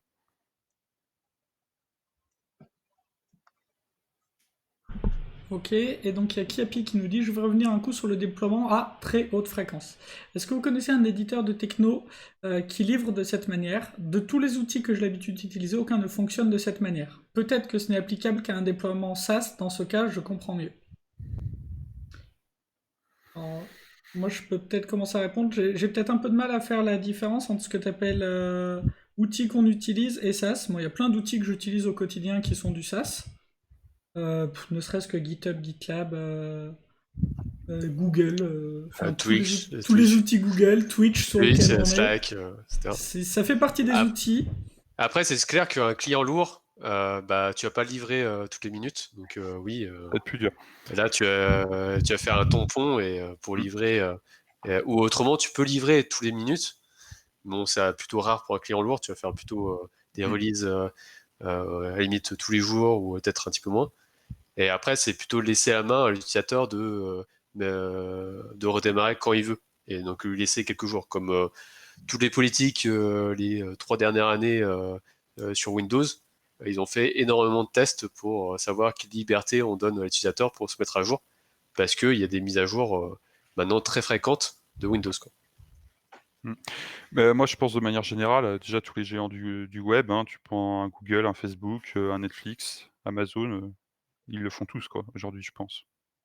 Alors, ils le font peut-être pas sur absolument tous leurs services, mais ils ont beaucoup de choses aujourd'hui où ils se permettent de le faire. Après, ils ont en plus des stratégies en plus, ce qu'ils appellent le canary test, donc ils déploient une version, elle est accessible à un petit pourcentage d'utilisateurs et puis, s'il y a un problème, ils s'en rendent compte, ils corrigent et ensuite ils redéploient une nouvelle version. Donc s'il y a un bug, en fait, ça va pas impacter tout le monde, c'est pour ça que tu t'en rends pas compte. Et il y a d'autres exemples qui sont donnés dans le chat, effectivement, les nightly builds des navigateurs, les builds côté JetBrains, etc. Enfin, il y a de plus en plus de choses qui fonctionnent comme ça parce que ça fonctionne très très bien. Et oui, il y a des choses où tu peux pas. Ton client League of Legends, eh ben, il les release une fois de temps en temps parce que ça va avec un patch. Mais voilà, il y a plein de choses comme ça qui sont livrées au fil de l'eau. On s'en rend même plus compte en fait. Puis il y a aussi, justement, il y a différents types de livraisons. C'est que toutes les livraisons qu'on fait régulièrement, c'est des livraisons non cassantes. Et donc justement, c'est en termes de fonctionnalité, pour l'utilisateur, il ne le voit pas. Ouais, c'est invisible, ça. Alors que si justement c'est un truc breakant qui casse, qui change complètement le comportement, bah ça, forcément, ça va être plus dur à livrer et il va peut-être falloir prévenir l'utilisateur avant, quoi. Bah, t'as un cas en cours en ce moment, si tu vas sur gitlab.com, t'as une fenêtre qui te dit attention, on va livrer une version majeure et on va casser 2 trucs. Et qui prévient à l'avance les utilisateurs qu'il y a ça qui va se passer. Sauf que pour prévenir qu'il y a ça qui allait se passer, ils ont fait des livraisons incassantes. Ok, est-ce qu'on a d'autres questions pour Romain sur ces sujets ou pas? Ça a l'air bon. Florent, tu te demandais si tu parlais, est-ce que tu as envie rapidement de nous présenter les 2 bouquins que tu t'étais mis de côté ou pas finalement, sachant qu'il y a encore moi. Ton micro est coupé. T'as encore les 2 bouquins, donc vas-y, tu peux les faire, hein. On est bon? Allez, bah je vais parler des miens. Hop, je me mets en plein écran, en espérant que mon PC meure pas, puisque du coup là je ne peux pas lui mettre le ventilo dessus. Donc si on perd le live d'un coup, bah je suis désolé. Donc je vais commencer par me présenter. Je suis Colin Damon, je fais partie de l'organisation des Crafters Lyon, et sinon dans la vie en vrai je suis développeur Java chez Hippon Technologies.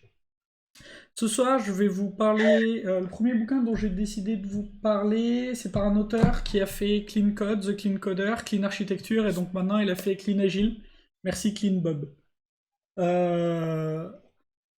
C'est son dernier bouquin, il est sorti fin 2019, et donc c'est Clean Agile, Back to Basis, retour au basique.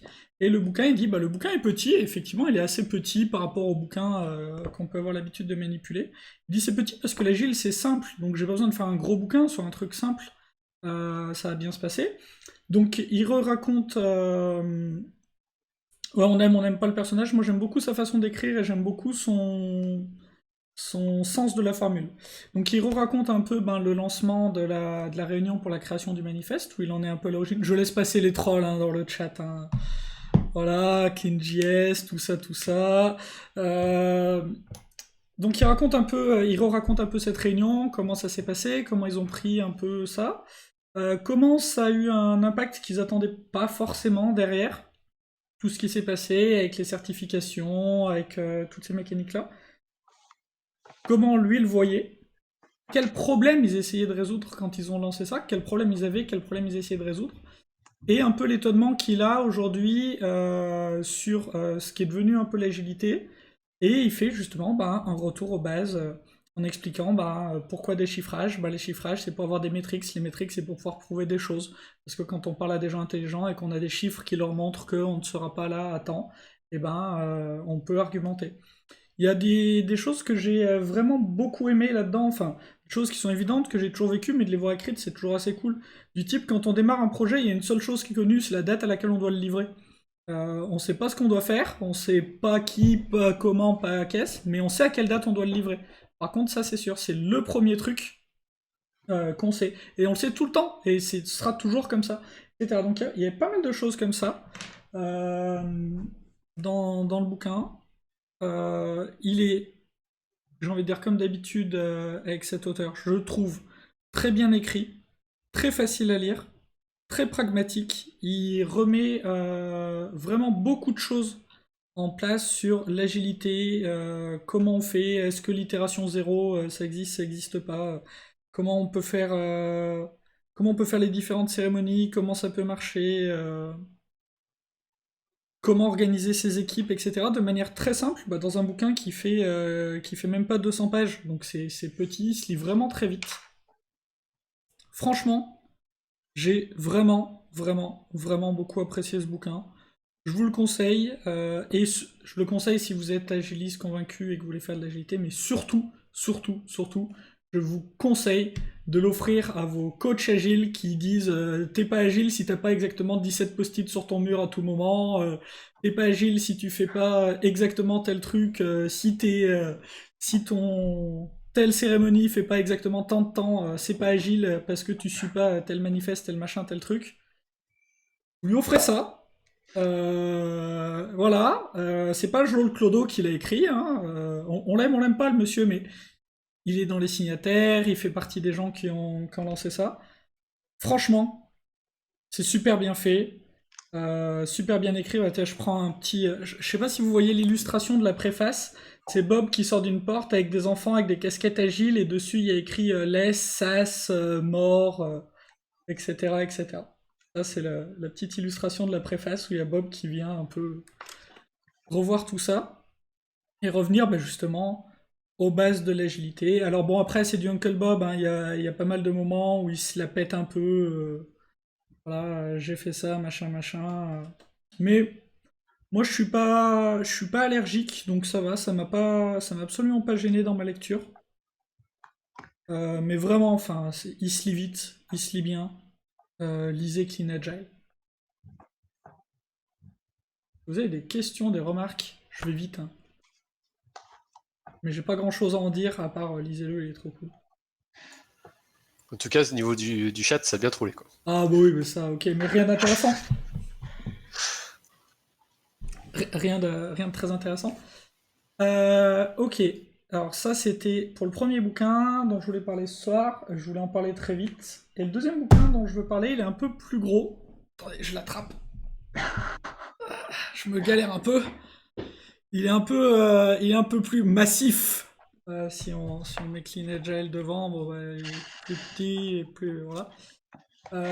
Donc ce bouquin qui s'appelle Implementing Domain Driven Design de Wout Vernon et qu'on appelle aussi le Big Red Book, on se demande bien pourquoi, qui est un bouquin qui est sorti en 2013, donc qui commence à dater un peu, mais qui est sorti 10 ans après le Big Blue Book, donc qui est le bouquin de Eric Evans qui a lancé un peu le DDD, et qui venait apporter les 10 ans d'échange, les 10 ans d'expérience les 10 ans de choses qui se sont passées depuis la création du Blue Book et de toutes les communautés qu'elle est autour.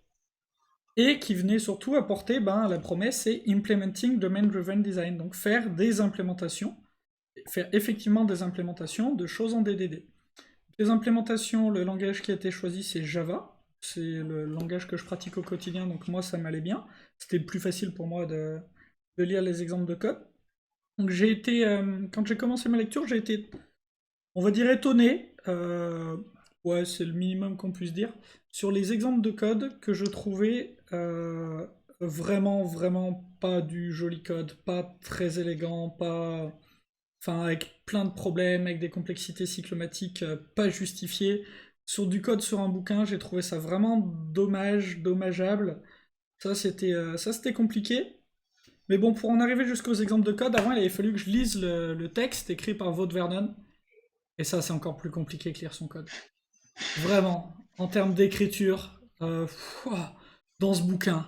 Mais c'était dur! Mais c'était dur. Mais heureusement, de temps en temps, il y a des trucs qu'il appelle la cowboy logique qui sont censés être des blagues. J'avais jamais été gêné par un bouquin. En lisant un bouquin, j'avais jamais ressenti de gêne. De me dire...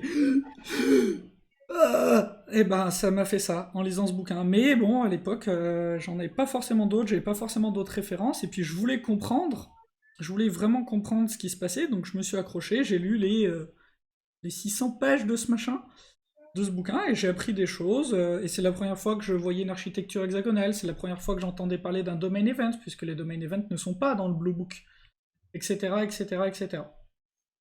Donc je me suis accroché, mais mon conseil, ne lisez pas le Red Book. Lisez, à la place, si vous voulez attaquer le DDD, du même auteur. Quelques années plus tard, il en a écrit un vers qui est beaucoup plus petit, qui s'appelle Domain Driven Design Distilled. Il est très bien écrit. Alors j'ai eu très peur, parce qu'il passe les 10 premières pages à nous expliquer qu'il allait faire court. J'ai dit que 10 pages pour dire que t'allais faire court, c'était peut-être 10 de trop. Mais en fait, s'il n'est pas rentré dans ses travers derrière, le bouquin est vraiment super bien écrit. Il est plus à destination des managers et des décideurs que le Red Book, en tout cas dans l'intention. Mais c'est bien fait, ça parle de plein de choses, ça donne donc une autre version de l'architecture hexagonale qui est avec un layer d'application qui est celle que j'utilise moi au quotidien et qui convient bien à mon quotidien et qui répond bien à mes besoins donc de développeur Java qui fait du Spring. Pas tous les mêmes. Moi j'ai ces besoins-là d'avoir un endroit où je peux gérer ma sécurité, la gestion des transactions, la sécurité, etc. Donc voilà, il y a un exemple d'event storming aussi, pareil, l'event storming c'est devenu un peu une évidence avec le DDD, ça l'était pas à l'époque. Voilà. Donc vraiment, celui-là pour le coup, je vous le conseille. Si vous voulez lancer un peu le DDD dans une équipe, faire une présentation, c'est une très bonne introduction. Il y a un autre bouquin qui est assez sympa sur le sujet, c'est celui-là. Domain Driven Design Référence. Donc il est un peu plus petit, mais il est à peu près tout aussi cher. Ouais, il est à 20 balles. Mais on peut le trouver gratuitement en ligne.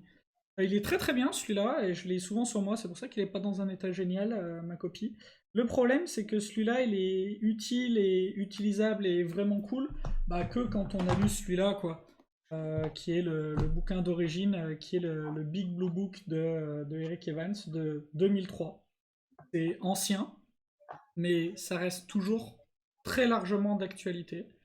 Ce qui a beaucoup changé entre ce premier bouquin et les bouquins actuels sur le sujet, pour moi, c'est un peu l'ordre dans lequel sont présentés les sujets, puisque dans celui-là, les bounded de contexte arrivaient dans la troisième grande partie sur 4 du bouquin.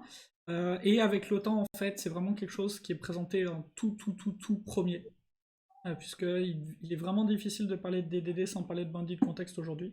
Et voilà, il y a d'autres choses qui sont apparues qui n'existaient pas, du type les domain events n'étaient pas définis, Big Ball of Mud n'était pas défini, etc. Et donc ces différents éléments qui n'étaient pas définis ont été repris dans ce tout petit bouquin, et il y a une page ou deux par concept. Donc quand on débute, quand on a lu le bouquin et que c'est pas encore du par cœur, etc., c'est super bien de revenir dans ce petit bouquin-là, dans ce petit Domain Driven Design référence, de prendre le truc dont on veut parler, ça le remet en tête en quelques secondes, et en plus, il y a les nouvelles choses qui sont apparues avec les années, la communauté. On va regarder les trucs qui sont marqués new, donc les domain events, quand même suffisamment important pour être noté. Le partnership, donc en termes de relationship, il n'y avait pas le relationship partnership dans le premier. Le Big Ball of Mud, donc ça j'en ai parlé. Voilà. Voilà, donc j'ai un peu fait une escroquerie, hein. J'ai dit que je parlerais de 2 bouquins, mais du coup j'en ai tiré d'autres, puisque je trouvais ça un peu dommage de finir sur une note en disant ah, ce bouquin, lisez-le pas. Après, ce qu'il y a, c'est que c'est des conseils que moi j'aurais aimé avoir, et ils sont pas partagés par tout le monde. Je sais qu'on a fait cet exercice de faire des revues de livres avec des collègues. On a fait une revue avec un collègue sur le Blue Book, le Red Book. On avait lu tous les deux livres. Et en fait, on n'est pas du tout le même retour. Lui, le Blue Book, il n'avait pas accroché, il avait galéré à le lire, etc. Il avait bien aimé le Red Book. Il avait trouvé ça beaucoup plus pragmatique, facile, etc. Donc, je pense que ça dépend des gens. Je pense que ça dépend de votre appétence, de ce que vous recherchez. C'est mon avis, mon ressenti. Vous en faites ce que vous voulez. Mais pour moi, aujourd'hui, enfin, dans ce que j'ai lu, le mieux, c'est Green, Domain Driven Design Distilled, puis le Blue Book. Il y a celui-là aussi qui, paraît-il, est très très bien, mais je ne l'ai pas encore lu, qui est Domain Driven Design Made Functional. Mais je ne l'ai pas lu, et Romain me fait un pouce, donc je crois que c'est toi qui me l'avais conseillé. Je l'ai, mais je l'ai pas encore lu. Il est excellent. En écoutant ta présentation, j'avais envie d'en parler là. Mais voilà, bah, il est quelque part dans une pile chez moi, il faudra qu'il revienne sur le dessus de la pile, faut que je l'attaque. Voilà, est-ce que vous avez des questions, des remarques, des insultes? Est-ce que vous n'êtes pas d'accord avec des choses que j'ai dites? Est-ce que vous êtes d'accord? Donc, j'ai vu dans le chat qu'il y avait des un peu des je suis d'accord. Lire le premier t'a aidé ou on peut juste apprendre la même chose plus rapidement? En fait, moi j'ai lu le Blue Book puis le Red Book dans cet ordre. J'étais en vacances. Semaine 1, j'ai lu le Blue. Semaine 2, j'ai lu le Red. C'était raide de lire le Red. C'était une période de ma vie qui était compliquée en plus pour moi, donc j'en ai vraiment chié. Mais je m'étais mis pour objectif pendant ces vacances-là un livre par semaine, donc je m'y suis tenu. En fait, j'avais lu le Blue, puis j'étais loin d'avoir tout compris, loin. Mais je savais que c'était important comme sujet. C'était à l'époque où on commençait à vouloir faire des microservices, mais je comprenais pas tout. Tout le monde me parlait de bounded context, mais je comprenais pas ce que c'était. Donc j'allais chercher des infos sur ça. Enfin, c'était ça ma démarche au départ. J'ai lu le Blue et le Red, et parce qu'à l'époque, j'ai pas forcément d'autres ressources. On devait être en 2013-2014. Donc je suis pas sûr que les autres bouquins étaient sortis. Et ça m'a aidé à l'époque. Le Red Book, franchement, m'a aidé à comprendre des choses. C'est juste qu'aujourd'hui, je trouve qu'il y a des bouquins qui sont mieux écrits, mieux faits, plus faciles à lire, etc. Je sais pas si j'ai répondu. Romain qui dit le Red est un supplice à lire. Il est arrivé après le bleu et il est pas plus simple à lire, je confirme. Enfin, moi, vraiment, j'ai ressenti ça. Si je ne connais pas le concept, aujourd'hui, tu me conseilles de lire dans quel ordre? Alors aujourd'hui, si tu connais pas du tout le DDD... Attends, je vais me permettre de remute. C'est qui? C'est Yves. Ou est-ce que tu peux te mute, s'il te plaît? Hop, merci beaucoup. Aujourd'hui, si tu veux faire que de la lecture, Kiapi, je te conseille vert, bleu. Par contre, même ça, c'est hardcore. Donc ouais, et bien sûr le DDD vite fait, le bouquin de DDD vite fait.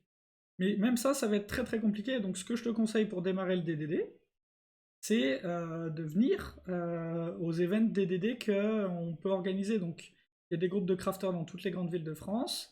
Et nous, à Lyon, on a, en période normale, quand on n'est pas en confinement, un événement où on parle de Domain Driven Design par mois. C'est une soirée de 19 à 21h. On va parler de ça, et donc la plupart du temps, on commence par 45 minutes où quelqu'un essaie d'expliquer en 45 minutes ce que c'est, et même rien que ça, c'est un exercice qui est, ma foi, fort complexe. Et après, si tu as des questions, des choses, des points précis à voir, et ben, on échange dessus. Je sais pas si on a raison, on a notre avis.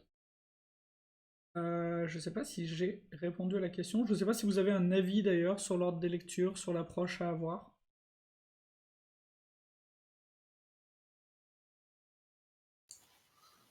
Bah après, clairement, le Blue Book, il faut mieux avoir déjà découvert les concepts, etc., avant de le lire. Ça, ouais, il est très bien, mais c'est plus pour approfondir, mieux comprendre les concepts, etc. Pour la découverte, il faut être super motivé pour aller jusqu'au bout, quoi. Moi, j'avais fait ça et ouais, compliqué, compliqué. Il impose une charge mentale qui est pas évidente. Et j'avais pas tout compris, loin de là. Ouais, Romain? Ouais, je suis assez d'accord avec toi. Sur le green en premier, j'avais à l'époque commencé par le blue, j'étais allé en mode brute force. Honnêtement, je pourrais le relire, je pense que je redécouvrirai des trucs dedans. Donc le green en premier, après en deuxième, je sais pas. J'aurais peut-être presque tendance à dire celui que tu pas encore lu, Domain Modeling Made Functional, sauf que il va traiter de DDD, mais il va aussi traiter de programmation fonctionnelle. Donc il y a un peu des deux. Il y a des sujets qu'il faut pas mélanger, même si en soi, savoir faire de la programmation fonctionnelle en plus, c'est jamais perdu. Ok. Je vous rajouterai juste un petit truc sur le Blue, c'est que le Blue, en fait, il a deux niveaux de lecture. On lit les deux premières parties. Oula, je suis très très flou. Les deux premières parties, on se dit putain, on nous avait dit qu'il était vraiment dur à lire, etc. Peut-être couper ma cam parce que là. Ah, hop, et ben c'est pas mieux. Et ben mon PC est en fin de. Euh, on nous dit au début, ouais, il est dur à lire, tu vas voir, il est hardcore, puis on commence, on lit la partie 1, la partie 2, on dit, oh, ah quoi, c'est compliqué. On a la partie 3 qui doit commencer par les bonnes de contexte de mémoire, et là, Et là, plus personne. Ouais, non, ouais, il est compliqué ce bouquin, il est compliqué, je confirme. Ouais, et Yves, tu voulais prendre la parole? Ton micro est coupé. Ouais, Oui, ouais. j'avais une question par rapport au fait, tu arrives à lire chaque livre en une semaine. Je voulais te demander ta méthode de lecture en fait. De quelle façon tu lis le livre? Quand tu dis que tu as lu le livre en une semaine, est-ce que tu as une méthode à partager ou comment tu t'y prends? Ouais, on appelle ça la méthode soft. En fait, j'avais été mis en congé de force parce que j'avais trop de jours de congé en retard. Et donc je m'étais dit, qu'est-ce que je vais faire pendant ces congés? Donc j'avais commandé un bouquin par semaine et j'avais décidé que je lirais un bouquin par semaine. Je me levais le matin à Ouais. 7h30, je lisais jusqu'à 22h. Mais est-ce que tu lis du début à la fin comme un roman de façon continue ou c'est ça ma question? Ouais, ouais, je les ai lus comme des romans. Alors, plus ou moins difficilement, hein, il y en a qui me demandaient des pauses très souvent. Euh, dans cette période-là, j'ai lu Building Microservices. J'avais besoin de faire une pause toutes les 10 pages parce que mon cerveau il imprimait plus. Parce que je le trouvais trop dense. Mais voilà, tant que ça imprimait, ben. Je lisais. Puis bah, quand ça voulait plus, bah, j'allais faire autre chose, hein. C'était les vacances, faut pas déconner, hein. D'accord. C'est effectivement, moi, j'ai aussi tendance à vouloir lire du début à la fin comme un roman.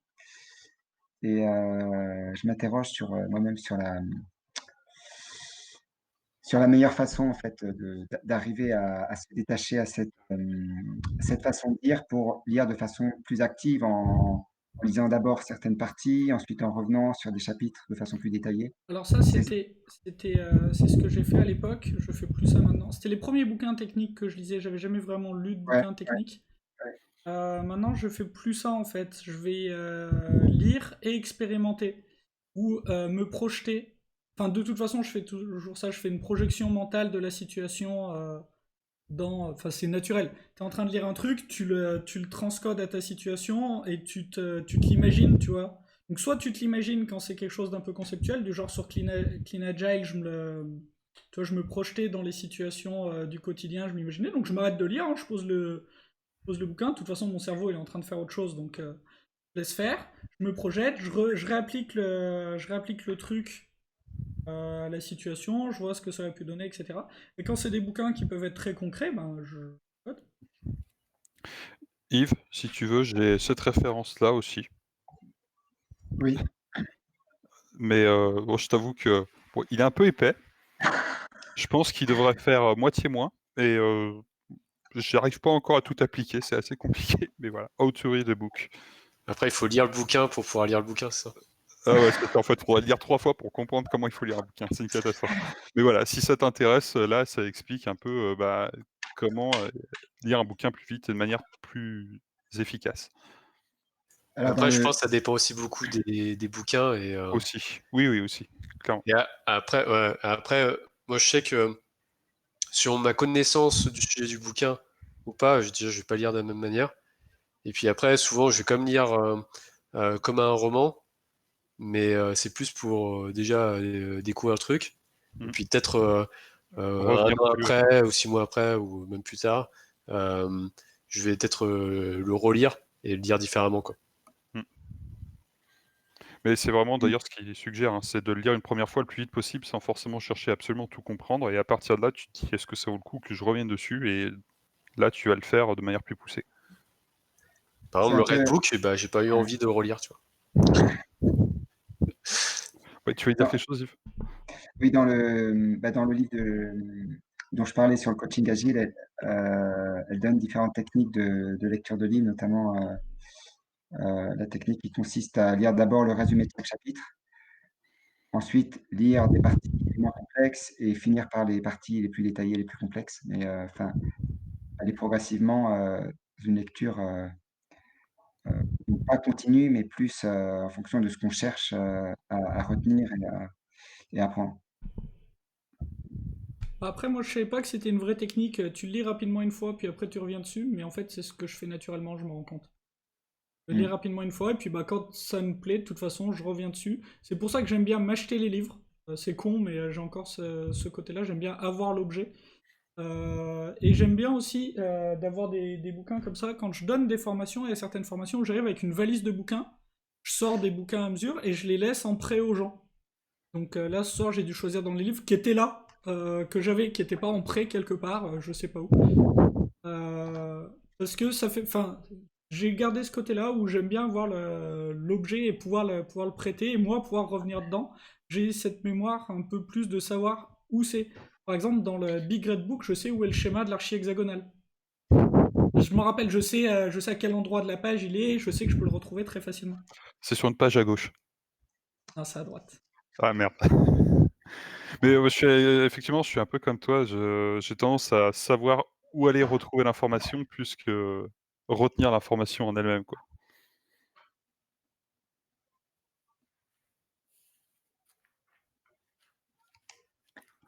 Est-ce qu'il y a d'autres questions? Sinon, par rapport à ton premier bouquin, je sais pas si vous le voyez là. Je ne vois pas. Ouais.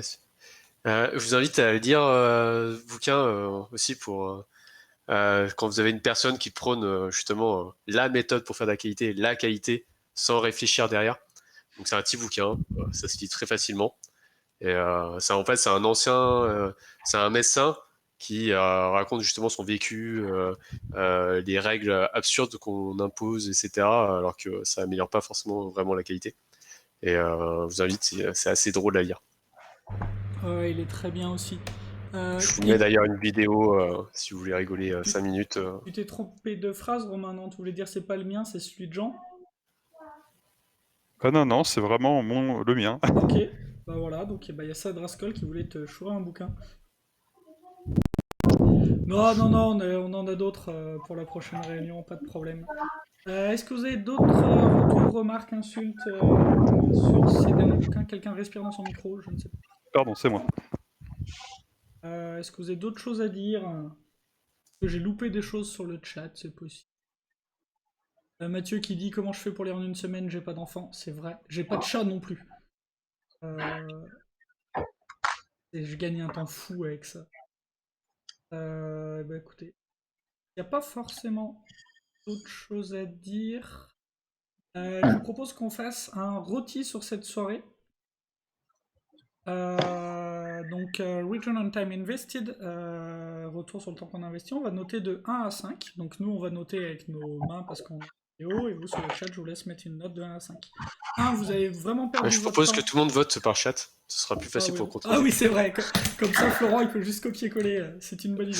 1, vous avez vraiment perdu votre temps. C'était pas cool et vous demandez ce que vous faites là. Du coup, si vous êtes que sur Twitch, qu'est-ce que vous faites encore là Et 5, vous avez vraiment passé une soirée vraiment incroyable, appris plein de trucs, c'était vraiment trop bien, etc. Et globalement, au-dessus de 3, nous, le signe, c'est qu'il faudrait le refaire. Je vous laisse les sondages avec Twitch, je crois que c'est que quand on est un peu affiliate et je peux regarder en 2 secondes, mais comme on sait pas faire. Bref, en fait, on peut faire des sondages avec le même outil qui nous utilise à avoir le chat, mais on n'a rien de setup. On est bon, tout le monde a sa note dans le chat. 3, 2, 1, go. Du 4, du 4, du 5, du 4, du 4, du 4, du 5, du 4. Bon, bah écoutez, c'était pas mal cette petite soirée. Moi j'ai bien aimé. Il y a des idées de lecture là qui m'ont bien fait envie. Je pense qu'il y a une petite commande qui va partir. Ne serait-ce que pour les avoir quelque part. Et puis bah, je les lirai. Je les lirai. Écoutez, si on n'a rien d'autre, je vais enlever mon installation avec mon ventilo. Euh, Ouais. J'avais juste une question. Allô? Ouais, Oui. dis-nous. Oui, non, c'est par rapport au club de lecture qui avait été organisé enfin, qui s'est arrêté il y a 2 ans, visiblement. Je me demandais en fait comment ça fonctionnait à l'époque. Est-ce que c'était sous le même format que ce qui a été fait ce soir ou... Parce que je sais que j'ai vu qu'en France, il y avait d'autres clubs de lecture, par exemple à Toulouse, où par exemple, ils vont sélectionner peut-être un livre ou un article et tout le monde va lire cet article et en discuter ensemble. Je voulais savoir si ça avait déjà été testé ou un peu Alors, avoir un retour d'expérience de ce qui avait été fait avant aussi. clairement, c'était plus comme ça qu'on faisait. C'était en présentiel. Après, tout le monde n'avait pas obligation de lire, parce que finalement, tu peux discuter du sujet sans forcément Mhm. le lire. C'est plutôt les personnes qui vont dire la trame, et ça va Mhm. lancer la discussion. Mais c'était plus centré sur un livre ou un thème assez précis. D'accord. Ok. Et donc après, ouais, on a fait majoritairement sur des bouquins, mais on a fait aussi sur des articles de blog. Et j'avais oublié un truc très très important, la pub. Prochains événements des Crafters Lyon, donc le mardi 19 midi, Coding Dojo sur Legacy Code avec le kata Trivia, c'est ça? Ça a l'air d'être ça. Donc c'est Slack et Visual Studio Code avec le plugin de Share ou c'est autre chose? Ben, on verra. De toute façon, on fera Ouais. plusieurs groupes. Donc je pense que c'est suivant les groupes, ça sera peut-être parce que après live share c'est plus ou moins stable. Donc après peut-être ça fera une personne qui a le clavier fixe et après ouais, c'est les participants tourneront pour dire ce qu'il faut taper. Ok. Le lundi 25 mai au soir, on a la présentation d'Emilien Pécoul qui s'appelle DDD au quotidien. Donc qu'on donnera certainement sur Twitch, j'imagine. Je sais pas en termes d'orga comment on va faire ça, mais c'est probable. Ouais. Et d'ailleurs, je compte sur toi pour CTP sur PC. Ouais. Bah, son PC, pas de problème. Le mien, je sais pas dans quel état il sera d'ici là. Ensuite, on a un coding dojo du soir le 4 juin.